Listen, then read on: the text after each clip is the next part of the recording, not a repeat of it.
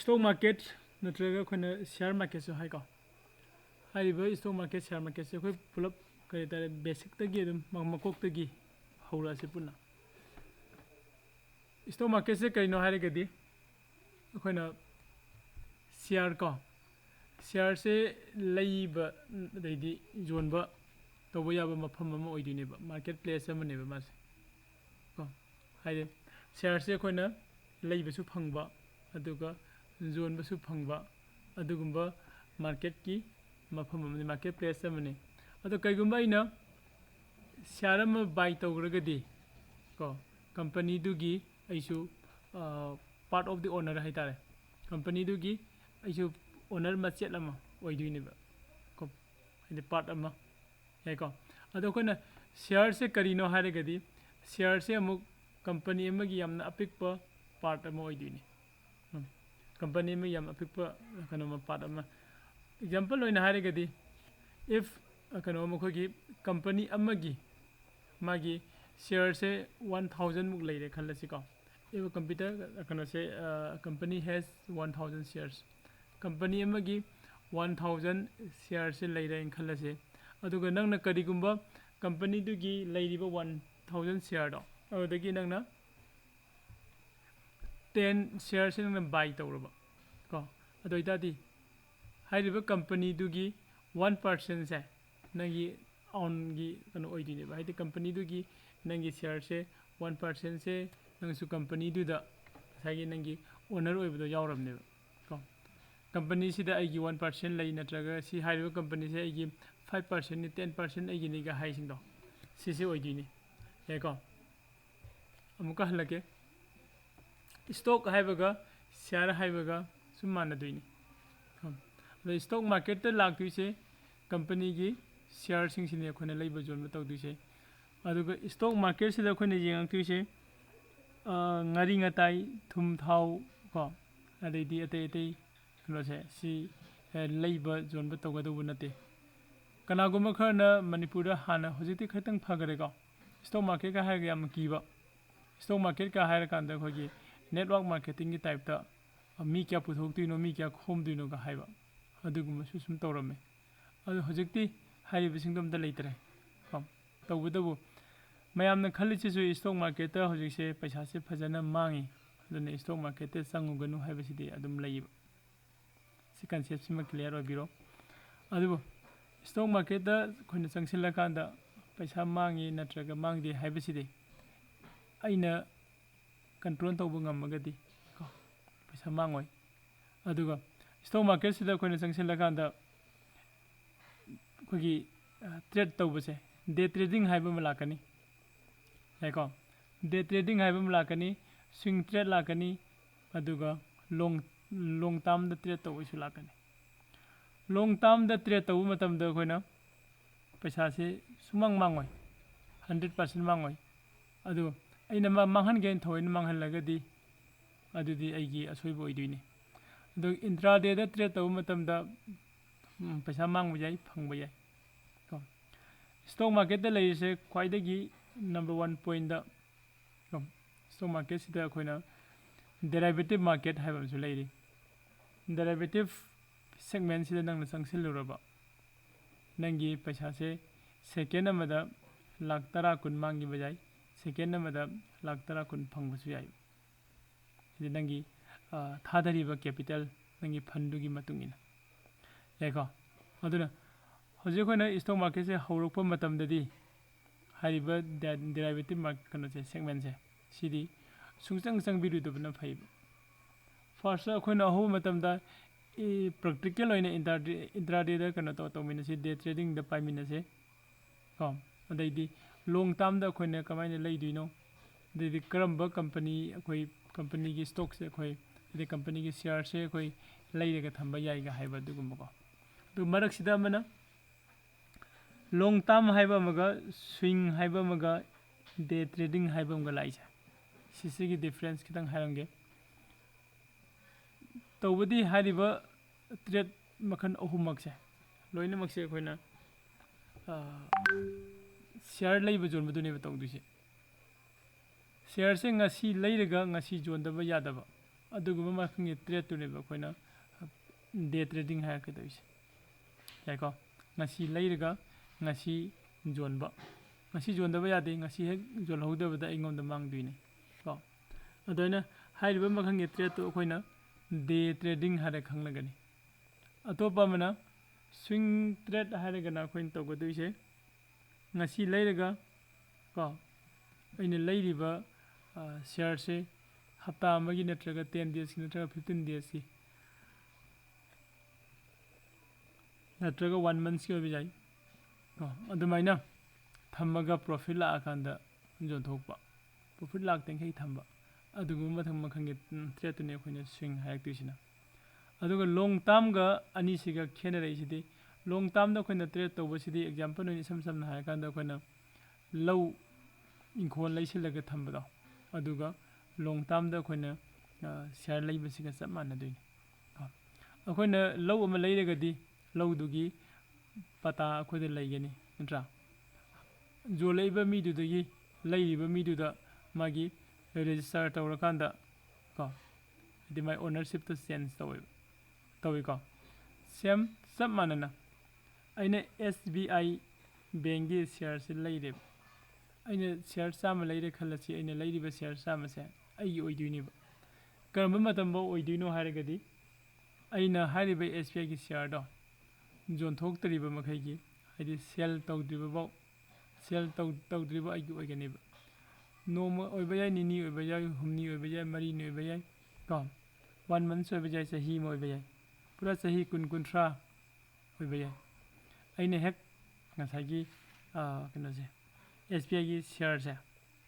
ꯑꯩꯅ ꯁꯦꯜ ꯇꯧꯗ꯭ꯔꯤ ꯐꯥꯎꯕ ꯑꯩꯒꯤ ꯑꯣꯏꯔꯒ ꯂꯩꯒꯅꯤ ꯍꯥꯏꯕ ꯌꯥꯏꯀꯣ ꯁꯨꯃꯥꯏꯅ ꯇꯧꯔꯒ ꯑꯩꯈꯣꯏꯅ ꯇ꯭ꯔꯦꯗ ꯃꯈꯜ ꯑꯍꯨꯝꯁꯦ ꯗꯦ ꯇ꯭ꯔꯦꯗꯤꯡ ꯍꯥꯏꯕ ꯑꯃ ꯁ꯭ꯋꯤꯡ ꯇ꯭ꯔꯦꯗ ꯍꯥꯏꯕ ꯑꯃ ꯑꯗꯨꯒ ꯑꯃꯅ ꯀꯩꯅꯣꯗꯣ ꯉꯁꯥꯏꯒꯤ ꯂꯣꯡ ꯇꯥꯝ ꯈ꯭ꯋꯥꯏꯗꯒꯤ ꯕꯦꯁꯁꯦ ꯂꯣꯡ ꯇꯥꯝꯅꯤꯀꯣ ꯂꯣꯡ ꯇꯥꯝꯁꯦ ꯀꯅꯥꯅ ꯑꯌꯥꯝꯕ ꯇꯧꯒꯦ ꯍꯥꯏ ꯀꯥꯟꯗ ꯏꯟꯚꯦꯁꯇꯔꯁꯤꯡꯅ ꯇꯧꯋꯦ ꯏꯟꯚꯦꯁꯇꯔꯁꯦ ꯀꯅꯥꯅꯣ ꯑꯃꯨꯛꯀ ꯌꯦꯡꯁꯦ ꯏꯟꯚꯦꯁꯇꯔꯁꯦ ꯀꯅꯥꯅꯣ ꯍꯥꯏ ꯀꯥꯟꯗ ꯑꯩꯈꯣꯏꯅ ꯃꯥꯔꯀꯦꯠꯇ ꯁꯤꯌꯥꯔ ꯃꯥꯔꯀꯦꯠꯇ ꯆꯪꯕ ꯃꯇꯝꯗ ꯑꯩꯈꯣꯏꯅ ꯕꯥꯏ ꯇꯧꯒꯗꯧꯔꯤꯕ ꯁꯦꯜ ꯇꯧꯒꯗꯧꯔꯤꯕꯁꯤ ꯀꯔꯤꯅꯣ ꯍꯥꯏꯔꯒꯗꯤ ꯉꯁꯥꯏꯒꯤ ꯁꯤꯌꯥꯔꯗꯨꯅꯤ ꯍꯥꯏꯒꯅꯤꯀꯣ ꯁꯤꯒꯤ ꯀꯝꯄꯅꯤꯒꯤ ꯁꯤꯌꯥꯔꯁꯤꯅꯦꯕ ꯑꯩꯈꯣꯏꯅ ꯕꯥꯏ ꯁꯦꯜ ꯇꯧꯗꯣꯏꯁꯦ ꯀꯝꯄꯅꯤꯒꯤ ꯁꯤꯌꯥꯔꯁ ꯍꯥꯏꯁꯦ ꯀꯩꯅꯣ ꯀꯝꯄꯅꯤ ꯑꯃꯒꯤ ꯃꯥꯒꯤ ꯌꯥꯝꯅ ꯑꯄꯤꯛꯄ ꯏꯁꯃꯣꯜ ꯄꯥꯔꯠ ꯑꯃꯅꯦꯕ ꯁꯤꯒꯤ ꯏꯁꯃꯣꯜ ꯄꯥꯔꯠꯁꯤꯡꯁꯦ ꯀꯅꯥꯒꯨꯝꯕ ꯉꯝꯕ ꯃꯤꯅ ꯈꯔ ꯌꯥꯝꯅ ꯂꯩꯁꯤꯟꯕ ꯌꯥꯏ ꯑꯗꯩ ꯈꯔ ꯐꯟ ꯈꯔ ꯄꯤꯛꯅ ꯂꯩꯕ ꯃꯤꯅ ꯈꯔ ꯍꯟꯊꯅ ꯂꯧꯕ ꯌꯥꯏ ꯑꯗꯩ ꯀꯅꯥꯒꯨꯝꯕ ꯈꯔꯅ ꯂꯥꯛ 5, 10, 20, 30 ꯀꯔꯣꯔ ꯑꯃ ꯊꯥꯗꯒꯦ ꯍꯥꯏꯁꯨ ꯁꯨꯝ ꯌꯥꯏ ꯌꯥꯏꯀꯣ ꯑꯗꯨꯃꯥꯏꯅ ꯍꯥꯏꯔꯤꯕ ꯁꯤꯒꯤ ꯀꯝꯄꯅꯤꯒꯤ ꯑꯄꯤꯛꯄ ꯄꯥꯔꯠ ꯑꯃꯁꯦ ꯁꯤ ꯑꯩꯈꯣꯏꯅ ꯁꯤꯌꯥꯔꯅꯤ ꯍꯥꯏꯔꯦ ꯁꯤꯒꯤ ꯁꯤꯌꯥꯔꯁꯦ ꯀꯗꯥꯏꯗ ꯐꯪꯒꯦ ꯍꯥꯏ ꯀꯥꯟꯗ ꯏꯁꯇꯣꯛ ꯃꯥꯔꯀꯦꯠꯇ ꯆꯪꯉꯀꯥꯟꯗ ꯐꯪꯗꯣꯏꯅꯦꯕ ꯏꯁꯇꯣꯛ ꯃꯥꯔꯀꯦꯠꯇ ꯁꯦꯜ ꯇꯧꯔꯝꯃꯤꯁꯦ ꯕꯥꯏ ꯇꯧꯔꯝꯃꯤꯁꯦ ꯀꯔꯤꯅꯦꯕ ꯀꯝꯄꯅꯤꯗꯨꯒꯤ ꯁꯤꯌꯥꯔ ꯉꯥꯛꯇꯅꯦꯕ ꯌꯥꯅꯤꯀꯣ ꯑꯗꯣ ꯀꯝꯄꯅꯤ ꯑꯃꯒꯤ ꯁꯤꯌꯥꯔꯁꯦ ꯏꯁꯇꯣꯛ ꯃꯥꯔꯀꯦꯠꯇ ꯀꯃꯥꯏꯅ ꯂꯥꯛꯏꯅꯣ ꯍꯥꯏꯕ ꯀꯣ ꯑꯗꯨꯒ ꯑꯇꯣꯞꯄ ꯑꯃꯅ ꯀꯝꯄꯅꯤꯅ ꯃꯈꯣꯏꯒꯤ ꯁꯤꯌꯥꯔꯁꯦ ꯀꯩꯗꯧꯕꯒꯤ ꯁꯦꯜ ꯇꯧꯔꯤꯅꯣ ꯍꯥꯏꯕ ꯀꯣꯏꯁꯟꯁꯦ ꯀꯝꯄꯅꯤꯁꯤꯅ ꯃꯥꯒꯤ ꯁꯤꯌꯥꯔꯁꯦ ꯀꯔꯤꯒꯤ ꯃꯤ ꯃꯌꯥꯝꯗ ꯁꯦꯜ ꯇꯧꯊꯣꯛꯏꯅꯣꯕ ꯁꯤꯌꯥꯔꯁ ꯍꯥꯏꯗꯤ ꯍꯧꯖꯤꯛ ꯍꯥꯏꯈꯤꯕꯗꯣ small part of a company ꯀꯣ ꯀꯝꯄꯅꯤꯗꯨꯒꯤ ꯑꯄꯤꯛꯄ ꯄꯥꯔꯠ ꯑꯃ ꯑꯣꯏꯗꯣꯏꯅꯤ ꯑꯗꯣ ꯀꯩꯗꯧꯕꯒꯤ ꯃꯈꯣꯏꯅ ꯁꯦ ꯑꯦꯛꯖꯥꯝꯄꯜ ꯑꯣꯏꯅ SBI ꯕꯦꯡꯛ ꯍꯥꯏꯔꯁꯤ SBI ꯕꯦꯡꯛꯁꯤꯒꯤ ꯃꯥꯒꯤ ꯁꯤꯌꯥꯔ ꯃꯌꯥꯝ ꯑꯃ ꯑꯩꯈꯣꯏ ꯏꯁꯇꯣꯛ ꯃꯥꯔꯀꯦꯠꯇ ꯐꯪꯉꯤ ꯍꯥꯏꯔꯤꯕ ꯁꯤꯌꯥꯔꯁꯦ ꯃꯈꯣꯏꯅ ꯀꯔꯤꯒꯤ ꯏꯁꯇꯣꯛ ꯃꯥꯔꯀꯦꯠꯇ ꯁꯦꯜ ꯇꯧꯔꯛꯏꯅꯣ ꯍꯥꯏꯕ ꯇꯧꯗ꯭ꯔꯁꯨ ꯌꯥꯕ꯭ꯔꯥ ꯈꯟꯕꯩꯅꯤ ꯑꯗꯣ ꯇꯧꯔꯛꯏꯁꯤꯗꯤ ꯀꯔꯤꯒꯤꯅꯣ ꯍꯥꯏ ꯀꯥꯟꯗ ꯀꯝꯄꯅꯤꯁꯤꯅ ꯃꯥꯒꯤ ꯁꯤꯌꯥꯔꯁꯦ ꯀꯣ ꯁꯦꯜ ꯇꯧꯋꯦ ꯁꯦꯜ ꯁꯤꯌꯥꯔ ꯇꯨ ꯔꯥꯏꯁ ꯃꯅꯤ ꯍꯥꯏꯗꯤ ꯃꯈꯣꯏꯒꯤ ꯀꯩꯒꯨꯝꯕ ꯄꯩꯁꯥ ꯈꯔ ꯍꯥꯏꯗꯤ ꯀꯂꯦꯛꯁꯟ ꯇꯧꯅꯅꯕ ꯀꯔꯤꯒꯤ ꯀꯂꯦꯛꯁꯟ ꯇꯧꯗꯣꯏꯅꯣ ꯑꯦꯛꯖꯥꯝꯄꯜ ꯑꯣꯏꯅ SBI ꯕꯦꯡꯛ ꯍꯥꯏꯔꯁꯤ SBI ꯕꯦꯡꯛꯁꯤꯗ SBI ꯕꯦꯡꯛ ꯍꯥꯏꯅ ꯂꯩꯔꯝꯕꯗꯒꯤ ꯃꯥꯒꯤ SBIꯒꯤ ꯀ꯭ꯔꯦꯗꯤꯠ ꯀꯥꯔꯠꯀꯤ ꯗꯤꯄꯥꯔꯠꯃꯦꯟ ꯑꯃ ꯍꯥꯡꯗꯣꯔꯦꯕ ꯀꯣ ꯀ꯭ꯔꯦꯗꯤꯠ ꯀꯥꯔꯠ ꯑꯅꯧꯕ ꯁꯦꯝꯕꯒꯤ ꯀꯁꯇꯃꯔ ꯀꯌꯥ ꯊꯝꯕꯒꯤ ꯑꯗꯩ ꯏꯝꯄ꯭ꯂꯣꯌꯤ ꯃꯌꯥꯝ ꯑꯃ ꯊꯝꯕꯒꯤ ꯀꯔꯤꯒꯤ ꯃꯣꯏꯗ ꯍꯥꯏꯗꯤ ꯐꯟ ꯌꯥꯝ ꯆꯥꯎꯕ ꯐꯟ ꯑꯃ ꯗꯔꯀꯥꯔ ꯑꯣꯏꯔꯦꯕ ꯑꯗꯨꯒꯤ ꯐꯟꯗꯣ ꯃꯈꯣꯏꯒꯤ ꯍꯥꯟꯅ ꯂꯩꯔꯤꯕ SBIꯒꯤ ꯍꯥꯟꯅ ꯂꯩꯖꯔꯤꯕ ꯐꯟꯗꯨꯗꯒꯤ ꯀꯣ ꯁꯤꯖꯤꯟꯅꯕ ꯌꯥꯏ ꯀꯔꯤꯒꯨꯝꯕ ꯃꯇꯝꯗ ꯃꯗꯨꯗꯒꯤ ꯁꯤꯖꯤꯟꯅꯕꯗ ꯀꯣꯟꯅꯔꯝꯗꯕꯁꯨ ꯌꯥꯏ ꯀꯣ ꯅꯠꯇ꯭ꯔꯒꯅ ꯂꯩꯔꯤꯕꯗꯨꯅ ꯀꯣꯟꯅꯔꯒꯁꯨ ꯍꯥꯏꯔꯤꯕ ꯐꯟꯗꯣ ꯂꯣꯏꯅ ꯌꯨꯁ ꯇꯧꯊꯣꯛꯈ꯭ꯔꯒꯗꯤ ꯀꯣ ꯀꯩꯒꯨꯝꯕ ꯀꯝꯄꯅꯤꯗꯣ ꯗꯥꯎꯟ ꯆꯠꯂꯛꯄ ꯈꯣꯠꯂꯛꯄ ꯑꯦꯅꯤ ꯀꯩꯅꯣꯝ ꯇꯧꯔꯛꯄ ꯃꯇꯝꯗ ꯃꯥꯒꯤ ꯐꯟꯗꯨ ꯂꯩꯇ꯭ꯔꯒꯗꯤ ꯑꯋꯥꯕ ꯑꯣꯏꯗꯣꯏꯅꯤ ꯆꯨꯝꯃꯤꯀꯣ ꯀꯝꯄꯅꯤ ꯑꯃꯒꯤ ꯕꯦꯛꯕꯣꯟꯁꯦ ꯀꯔꯤꯅ ꯑꯣꯏꯒꯦ ꯍꯥꯏꯔ ꯀꯥꯟꯗ ꯀꯝꯄꯅꯤꯗꯨꯒꯤ ꯐꯟꯗꯨꯅ ꯑꯣꯏꯗꯣꯏꯅꯦꯕ ꯂꯩꯔꯤꯕ ꯃꯥꯒꯤ ꯑꯦꯃꯥꯎꯟ ꯃꯥꯒꯤ ꯇꯣꯉꯥꯟꯅ ꯊꯝꯃꯤꯕ ꯀꯩꯅꯣꯁꯤꯅꯀꯣ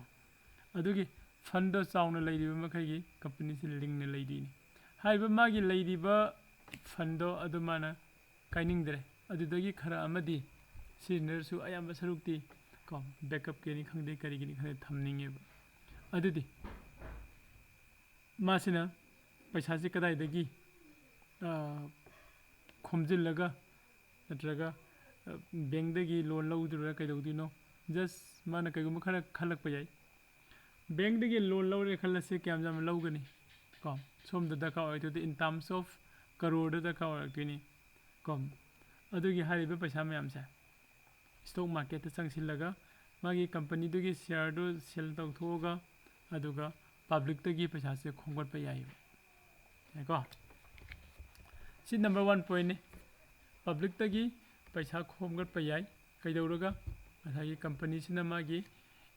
ꯁ꯭ꯃꯣꯜ ꯄꯥꯔꯠ ꯑꯣꯐ ꯀꯝꯄꯅꯤ ꯃꯥꯏ ꯁꯤꯌꯔꯗꯣ ꯁꯦꯜ ꯇꯧꯊꯣꯛꯑꯒ ꯅꯝꯕꯔ 1ꯗ ꯀꯣ ꯀꯔꯤꯒꯤ ꯁꯦꯜ ꯇꯧꯔꯤꯅꯣ ꯍꯥꯏꯕꯗꯣ ꯑꯗꯩꯗꯤ ꯁꯦꯜ ꯇꯧꯔꯤꯁꯤꯒꯤ ꯃꯔꯝꯁꯦ ꯃꯈꯣꯏꯒꯤ ꯕꯤꯖꯤꯅꯦꯁꯇꯣ ꯒ꯭ꯔꯣ ꯇꯧꯅꯅꯕꯒꯤ ꯑꯣꯏꯕ ꯌꯥꯏ ꯕꯤꯖꯤꯅꯦꯁ ꯒ꯭ꯔꯣ ꯇꯧꯕ ꯍꯥꯏꯁꯦ ꯀꯔꯤꯅꯣ ꯍꯥꯏꯗꯤ ꯄꯩꯁా ꯆꯪꯗꯣꯏꯅꯤ ꯅꯠꯇ꯭ꯔꯥ ꯄ꯭ꯔꯃꯣꯠ ꯇꯧꯕ ꯈꯣꯠꯄ ꯑꯃ ꯗꯤꯄꯥꯔꯠꯃꯦꯟ ꯑꯅꯧꯕ ꯍꯥꯡꯕ ꯈꯣꯠꯄ ꯃꯥꯒꯤ ꯇꯣꯉꯥꯟꯕ ꯀꯩꯅꯣꯝꯃ ꯂꯥꯛꯇꯣꯏꯅꯤ ꯑꯗꯨ ꯇꯧꯕ ꯃꯇꯝꯗ ꯄꯩꯁꯥꯗꯤ ꯑꯗꯨꯝ ꯆꯪꯗꯣꯔꯕꯅꯦꯕ ꯐꯟ ꯗꯔꯀꯥꯔ ꯑꯗꯨꯝ ꯑꯣꯏꯔꯕꯅꯦꯕ ꯑꯗꯨꯒꯤ ꯐꯟꯗꯣ ꯄꯥꯕ꯭ꯂꯤꯛꯇꯒꯤ ꯀꯣ ꯄꯥꯕ꯭ꯂꯤꯛ ꯃꯤꯟꯁ ꯏꯟꯚꯦꯁꯇꯔ ꯅꯠꯇ꯭ꯔꯒ ꯇ꯭ꯔꯦꯗꯔꯁ ꯀꯣ ꯃꯦꯟ ꯑꯣꯏꯅ ꯏꯟꯚꯦꯁꯇꯔ ꯑꯣꯏꯗꯣꯏꯅꯤ ꯏꯟꯚꯦꯁꯇꯔꯗꯒꯤ ꯍꯥꯏꯔꯤꯕ ꯄꯩꯁꯥꯁꯤꯡꯁꯦ ꯀꯂꯦꯛ ꯇꯧꯕ ꯌꯥꯅꯅꯕ ꯀꯣ ꯃꯥꯅ ꯃꯥꯒꯤ ꯀꯝꯄꯅꯤꯒꯤ ꯁꯤꯌꯔꯁꯦ ꯁꯦꯜ ꯇꯧꯊꯣꯔꯛꯄꯅꯦꯕ ꯀꯗꯥꯏꯗ ꯁꯦꯜ ꯇꯧꯔꯛꯏꯅꯣ ꯁ꯭ꯇꯣꯛ ꯃꯥꯔꯀꯦꯠꯇ ꯀꯣ ꯁꯤ ꯄꯣꯏꯟ ꯑꯃꯁꯨ ꯌꯥꯎꯔꯤ ꯀꯣ ꯂꯣꯟꯁ ꯅ꯭ꯌꯨ ꯄ꯭ꯔꯗꯛ ꯍꯥꯏꯅ ꯂꯣꯟꯁ ꯅ꯭ꯌꯨ ꯄ꯭ꯔꯗꯛ ꯀꯣ ꯂꯣꯟꯁ ꯅ꯭ꯌꯨ ꯄ꯭ꯔꯗꯛꯁꯦ ꯀꯔꯤꯅꯣ ꯍꯥꯏꯗꯤ ꯉꯁꯥꯏꯒꯤ SBIꯒꯤ ꯃꯥꯒꯤ ꯑꯅꯧꯕ ꯄ꯭ꯔꯗꯛ ꯑꯃ ꯂꯣꯟꯁ ꯇꯧꯒꯗꯧꯔꯦ ꯑꯦꯛꯖꯥꯝꯄꯜ ꯑꯣꯏꯅ ꯉꯁꯥꯏ ꯑꯩꯅ SBIꯒꯤ ꯀ꯭ꯔꯦꯗꯤꯠ ꯀꯥꯔꯠꯀꯤ ꯑꯦꯛꯖꯥꯝꯄꯜ ꯄꯤꯈꯤꯕꯗꯣ SBIꯒꯤ ꯀ꯭ꯔꯦꯗꯤꯠ ꯀꯥꯔꯠ ꯍꯥꯟꯅ ꯂꯩꯔꯝꯗꯦ ꯀꯣ 2011-12 ꯁ꯭ꯋꯥꯏ ꯁꯤꯔꯤꯁꯇ ꯂꯥꯛꯈꯤꯕꯅꯤ ꯑꯗꯨꯒꯤ ꯃꯇꯨꯡꯗꯅꯤ 17-18 ꯑꯗꯨꯋꯥꯏ ꯑꯣꯏꯔꯝꯒꯅꯤ ꯈꯜꯂꯦ ꯑꯗꯨ ꯂꯥꯛꯈꯤꯕꯁꯦ ꯉꯁꯥꯏꯒꯤ ꯃꯣꯏꯒꯤ ꯄ꯭ꯔꯗꯛ ꯑꯃ ꯑꯗꯨꯗ ꯀꯩꯅꯣ ꯇꯧꯔꯦ ꯂꯣꯟꯁ ꯇꯧꯔꯛꯏꯅꯦꯕ ꯑꯗꯨ ꯂꯥꯛꯄ ꯃꯇꯝꯗꯨꯗ ꯃꯣꯏꯒꯤ ꯐꯟ ꯃꯌꯥꯝ ꯑꯃ ꯗꯔꯀꯥꯔ ꯑꯣꯏ ꯐꯟꯗꯣ ꯀꯗꯥꯏꯗꯒꯤ ꯂꯧꯗꯣꯏꯅꯣ ꯀꯣ ꯑꯗꯨꯒꯤ ꯃꯣꯏꯅ ꯀꯩꯅꯣꯁꯦ SBIꯒꯤ ꯀꯝꯄꯅꯤ ꯃꯥꯒꯤ ꯁꯤꯌꯔꯁ ꯅꯠꯇ꯭ꯔꯒꯅ ꯑꯅꯧꯕ IPO ꯀꯣ IPO ꯍꯥꯏꯕ ꯑꯃꯁꯨ ꯂꯩꯔꯤ IPO ꯍꯥꯡꯉꯒ ꯑꯣꯄꯟ ꯇꯧꯔꯒ ꯑꯗꯨꯃꯥꯏꯅ ꯇꯧꯔꯒ ꯄꯥꯕ꯭ꯂꯤꯛꯇꯒꯤ ꯀꯩꯅꯣꯁꯦ ꯂꯧꯈꯠꯄꯅꯤ ꯑꯗꯩ ꯀꯔꯤꯒꯨꯝꯕ ꯃꯇꯝꯗ ꯁꯤꯁꯨ ꯑꯣꯏꯕ ꯌꯥꯏ ꯄꯦ ꯗꯦꯞꯁ ꯀꯣ ꯃꯈꯣꯏꯒꯤ ꯗ꯭ꯌꯨ ꯆꯠꯄ ꯄꯩꯁꯥ ꯈꯔ ꯀꯣ ꯍꯥꯏꯗꯤ ꯐꯨꯒꯠꯅꯕꯒꯤ ꯍꯣꯠꯅꯔꯛꯄꯁꯨ ꯑꯣꯏꯕ ꯌꯥꯏ ꯀꯣ ꯍꯥꯏꯔꯤꯕꯁꯤꯒꯤ ꯄ꯭ꯔꯣꯁꯦꯁ ꯃꯌꯥꯝꯁꯤꯗ ꯀꯣ ꯀꯝꯄꯅꯤ ꯑꯃꯅ ꯃꯥꯒꯤ ꯀꯝꯄꯅꯤ ꯑꯃꯒꯤ ꯁꯤꯌꯔ ꯌꯣꯟꯕ ꯍꯥꯏꯁꯦ इहान हानबदा कईदौगे हाइकांदा IPO को IPO हाइबा मा इनिशियल पब्लिक ऑफरिंग हाइबा IPO हाइना अमा थादोए मसी कईना का अखोना स्टॉक मार्केट दे संगगा एनी कंपनी में शेयर हेता फंगोइबा हानना मागी शेयर से लॉन्च तौग्रबा को लिस्टिंग तौग्रबा हाइदी कोई स्टॉक मार्केट की मनुंगदा हानना लिस्टिंग तौग्रबा लॉन्च तौग्रबा कनो सिंदो कंपनी दुगी शेयर सिंदो फंगनी अदु नतब सिंदो फंगोइबा अदु कंपनी अमगी शेयर अमा इहान हाना स्टॉक मार्केट लॉन्च तौबा हाइसा से अखोना IPO हाइना खंगनै यानी को IPO क्वेश्चन लेजो दम हंगबिरो को IPO हाइना खंगनगनी क्वेश्चन लेजो दम हंगबिरो अदैदे तोपा मना रिकॉर्डिंग से तौरी सिगी लाइव कनो से लाइव की रिकॉर्डिंग से असि सुम फंगन सिगी IPO से हम इंपोर्टेंट होय IPO सिगा अखोइना ꯏꯁꯇꯣꯛ ꯃꯥꯔꯀꯦꯠꯇ ꯆꯪꯁꯤꯜꯂꯒ ꯇ꯭ꯔꯦꯗ ꯇꯧꯕꯒ ꯑꯅꯤꯁꯤꯗ ꯈꯦꯠꯅꯕ ꯂꯥꯛꯏꯁꯤꯅ ꯀꯩꯅꯣ ꯍꯥꯏꯀꯥꯟꯗ ꯑꯩꯈꯣꯏꯅ ꯏꯁꯇꯣꯛ ꯃꯥꯔꯀꯦꯠꯇ ꯆꯪꯉꯒ ꯇ꯭ꯔꯦꯗ ꯇꯧꯕ ꯃꯇꯝꯗ ꯀꯣ ꯇ꯭ꯔꯦꯗ ꯑꯃ ꯍꯥꯏꯕꯁꯦ ꯍꯥꯏꯗꯤ ꯕꯥꯌꯔ ꯑꯃꯒ ꯁꯦꯂꯔ ꯑꯃꯒ ꯂꯩꯗꯣꯏꯅꯦꯕ ꯕꯥꯌꯔꯁꯤꯅ ꯕꯥꯏ ꯇꯧꯕ ꯁꯦꯂꯔꯁꯤꯅ ꯁꯦꯜ ꯇꯧꯕ ꯀꯣ ꯁꯦꯂꯔ ꯑꯃ ꯕꯥꯌꯔ ꯑꯃ ꯃꯈꯣꯏ ꯑꯅꯤꯒꯤ ꯇ꯭ꯔꯥꯟꯖꯦꯛꯁꯟꯁꯦ ꯄꯨꯔꯥ ꯀꯝꯄ꯭ꯂꯤꯠ ꯑꯣꯏꯔꯀꯥꯟꯗ ꯇ꯭ꯔꯦꯗ ꯑꯃ ꯑꯣꯏꯗꯣꯏꯅꯦꯕ ꯀꯣ ꯑꯗꯣ ꯏꯁꯇꯣꯛ ꯃꯥꯔꯀꯦꯠꯀꯤ ꯀꯩꯅꯣꯁꯤꯗ ꯑꯩꯈꯣꯏꯅ ꯏꯟꯇ꯭ꯔꯥꯗꯦꯗ ꯀꯩꯗ ꯇ꯭ꯔꯦꯗ ꯇꯧꯅꯔꯤꯁꯤꯡꯁꯤꯗꯤ ꯕꯥꯌꯔꯁꯤꯁꯨ ꯇ꯭ꯔꯦꯗꯔꯅꯤ ꯑꯗꯩꯗꯤ ꯁꯦꯂꯔꯗꯨꯁꯨ ꯇ꯭ꯔꯦꯗꯔꯅꯦꯕ ꯑꯅꯤꯃꯛꯇꯣ ꯇ꯭ꯔꯦꯗꯤꯡ ꯇꯧꯕ ꯃꯤ ꯉꯥꯛꯇ ꯂꯣꯏꯅ ꯑꯣꯏꯗꯣꯏꯅꯤ ꯀꯣ ꯑꯗꯣ IPOꯒꯨꯝꯕ ꯂꯧꯕ ꯆꯪꯉꯤꯕ ꯃꯤꯁꯤꯡꯁꯤꯅ ꯁꯦꯂꯔꯁꯦ ꯀꯅꯥ ꯑꯣꯏꯒꯅꯤ ꯍꯥꯏ ꯀꯥꯟꯗ ꯁꯦꯂꯔꯁꯦ ꯀꯝꯄꯅꯤ ꯃꯁꯥꯃꯛ ꯑꯣꯏꯗꯣꯏꯅꯦꯕ ꯌꯥꯏꯀꯣ ꯀꯝꯄꯅꯤ ꯃꯁꯥꯃꯛ IPO ꯑꯍꯥꯟꯕꯁꯦ ꯑꯩꯈꯣꯏꯅ ꯀꯝꯄꯅꯤꯒꯤ ꯁꯤꯌꯔꯁꯤ ꯏꯍꯥꯟ ꯍꯥꯟꯅ ꯂꯣꯟꯆ ꯇꯧꯕꯁꯦ ꯑꯩꯈꯣꯏꯅ IPO ꯍꯥꯏꯅ ꯈꯪꯅꯔꯦ ꯃꯥꯒꯤ ꯀꯝꯄꯅꯤꯒꯤ ꯁꯤꯌꯔꯁꯦ ꯂꯣꯟꯆ ꯇꯧꯔꯛꯄ ꯍꯥꯏꯁꯦ ꯀꯅꯥꯅ ꯇꯧꯔꯛꯏꯅꯣ ꯉꯁꯥꯏꯒꯤ ꯀꯝꯄꯅꯤꯗꯨꯒꯤ ꯍꯥꯏꯗꯤ ꯀꯝꯄꯅꯤꯗꯨꯅ ꯇꯧꯔꯛꯏꯅꯤ ꯑꯗꯨꯗꯤ ꯀꯝꯄꯅꯤꯗꯨꯅ ꯁꯦꯂꯔꯅꯦꯕ ꯃꯥꯒꯤ ꯁꯤꯌꯔꯁꯦ ꯊꯥꯗꯣꯔꯛꯏꯅꯦꯕ ꯁꯤꯌꯔ ꯃꯥꯔꯀꯦꯠꯇ ꯑꯍꯥꯟꯕ ꯑꯣꯏꯅ ꯑꯗꯨꯏ ꯃꯇꯝꯗ ꯀꯝꯄꯅꯤꯅ ꯁꯤꯌꯔ ꯑꯣꯏꯒꯅꯤ ꯑꯗꯨꯒ ꯏꯟꯚꯦꯁꯇꯔꯁꯤꯡꯅ ꯕꯥꯌꯔ ꯑꯣꯏꯒꯅꯤ ꯀꯣ ꯑꯗꯣ ꯍꯌꯦꯡ ꯑꯩ ꯃꯈꯥ ꯇꯥꯅ IPOꯁꯦ ꯑꯃꯨꯛ ꯇꯥꯛꯑꯒꯦ ꯖꯁ ꯍꯧꯖꯤꯛꯀꯤꯗꯤ ꯑꯩꯈꯣꯏꯅ ꯈꯪꯕ ꯌꯥꯏꯁꯦ IPO ꯍꯥꯏꯔꯒꯗꯤ ꯏꯅꯤꯁꯤꯌꯦꯜ ꯄꯕ꯭ꯂꯤꯛ ꯑꯣꯐꯔꯤꯡ ꯀꯣ इहान हानबा फर्स्ट टाइम होना कंपनी अमगी शेयर से स्टॉक मार्केट लॉन्च तौरपद अदो अखोइना IPO हाइना खंगनगनी यानी को क्वेश्चन लेरसु अदुम हाइबिरो नेक्स्ट ये यंगमिनसे मखाताना why do people buy shares को हाइदि कोई मी मैम सिना को इन्वेस्टर्स सिंगना नत्रगा ट्रेडर्स सिंगसिना कंपनी के शेयर्स से कईदौबगी लैदिनो है कंपनी के शेयर्स से कईदौबगी लैदिनो है कांद सेंगना हायरगदी हजि नंगने स्टॉक मार्केट खंगनिंगी हायसिसु पैसा ताननबई नत्रा अखोइने स्टॉक मार्केट ते संगसिलगा शेयर लैरगा थंबा हायसे सिसिदा अखोइदे बेनिफिट अनि फंगेबा अमना अर्न मनी अमना गेट डिविडेंड का अर्न मनी हायसे अजि गेट डिविडेंड सिसु अर्न मनी ने पैसा तान मंगतनी कमायना नय कांदा अइन अगी कैपिटल खरा थादरे स्टॉक मार्केट हम रुपा से 50,000 गुंबा अइन कंपनी की शेयर्स खरा लेरगा थमगे हने खलसे अइन पामिसे कइनो होंगिंगेदे लेरगा तांग खान जोनबदुने चुमिको होंगिंगेदे लेरगा तांग खान जोनबदुने सेंगने स्टॉक मार्केट से कइनो दि बिजनेस नि मासु बिजनेस है कईगुम प्रोडक्ट लेरगा जोनबगा लेब जोनब तौबदुने मैम बिजनेस है तौनरीसे नत्रा प्रोडक्ट सेल तौदेबद बायसु तौदेबद तौब बिजनेस अखोइना अदु तोंगानबा कइनोमदा चखरे याको अदु स्टॉक मार्केट तौइसिसु अखोइ प्रोडक्ट नि अखोइना बाय सेल तौदुइसे सिगी प्रोडक्ट सिना करम मखंगी प्रोडक्ट न कांदा कंपनी की अपिक पार्ट सिंगदुने अखोइना लेब जोनब तौदुइसे को कंपनी की अपिक पार्ट सिंगदुना शेयर कौवे आई हंजिन हंजिन सुम हाइसे कनोगिनी को अद हारिबा शेयर से अखोइना लेब जोनब तौरकांदा मागी प्रॉफिट तो लौनब होनदुइनि को सिगी प्रॉफिट से लौनब होनबसिदा असगी डे ट्रेडिंग हाइबा स्विंग ट्रेडिंग हाइबा अदुगा लॉन्ग टर्म हाइबा अहुम लेगरे लॉन्ग टर्म सिने को ख्वाइदगी बेस्ट ओरिसे कमायना बेस्ट ओइनो लॉन्ग टर्म दा इन लेरगा थंबा कनो सिंगसे कंपनी की शेयर से सि मांगोइबा को प्रॉफिट अदुम फंगकनी नोंमनत्रगा नोंम को अदुगा याम नुंगाइबा मना हजिकान से स्टॉक मार्केट सिदा आइने स्टॉक मार्केट से तौगे हायरगदी होरे आइना आइगी डीमैट अकाउंट अमा हांगो मथौ ताइ हायरिबा डीमैट अकाउंट से इन हांगे हायरगदी आइगी पैन कार्ड लेबे मथौ ताइ आधार कार्ड लेबे मथौ ताइ आधार कार्ड का लिंक तौबा मोबाइल नंबर अमा लेगेदबने प्लस दा आइगी बैंक डिटेल लेगेदब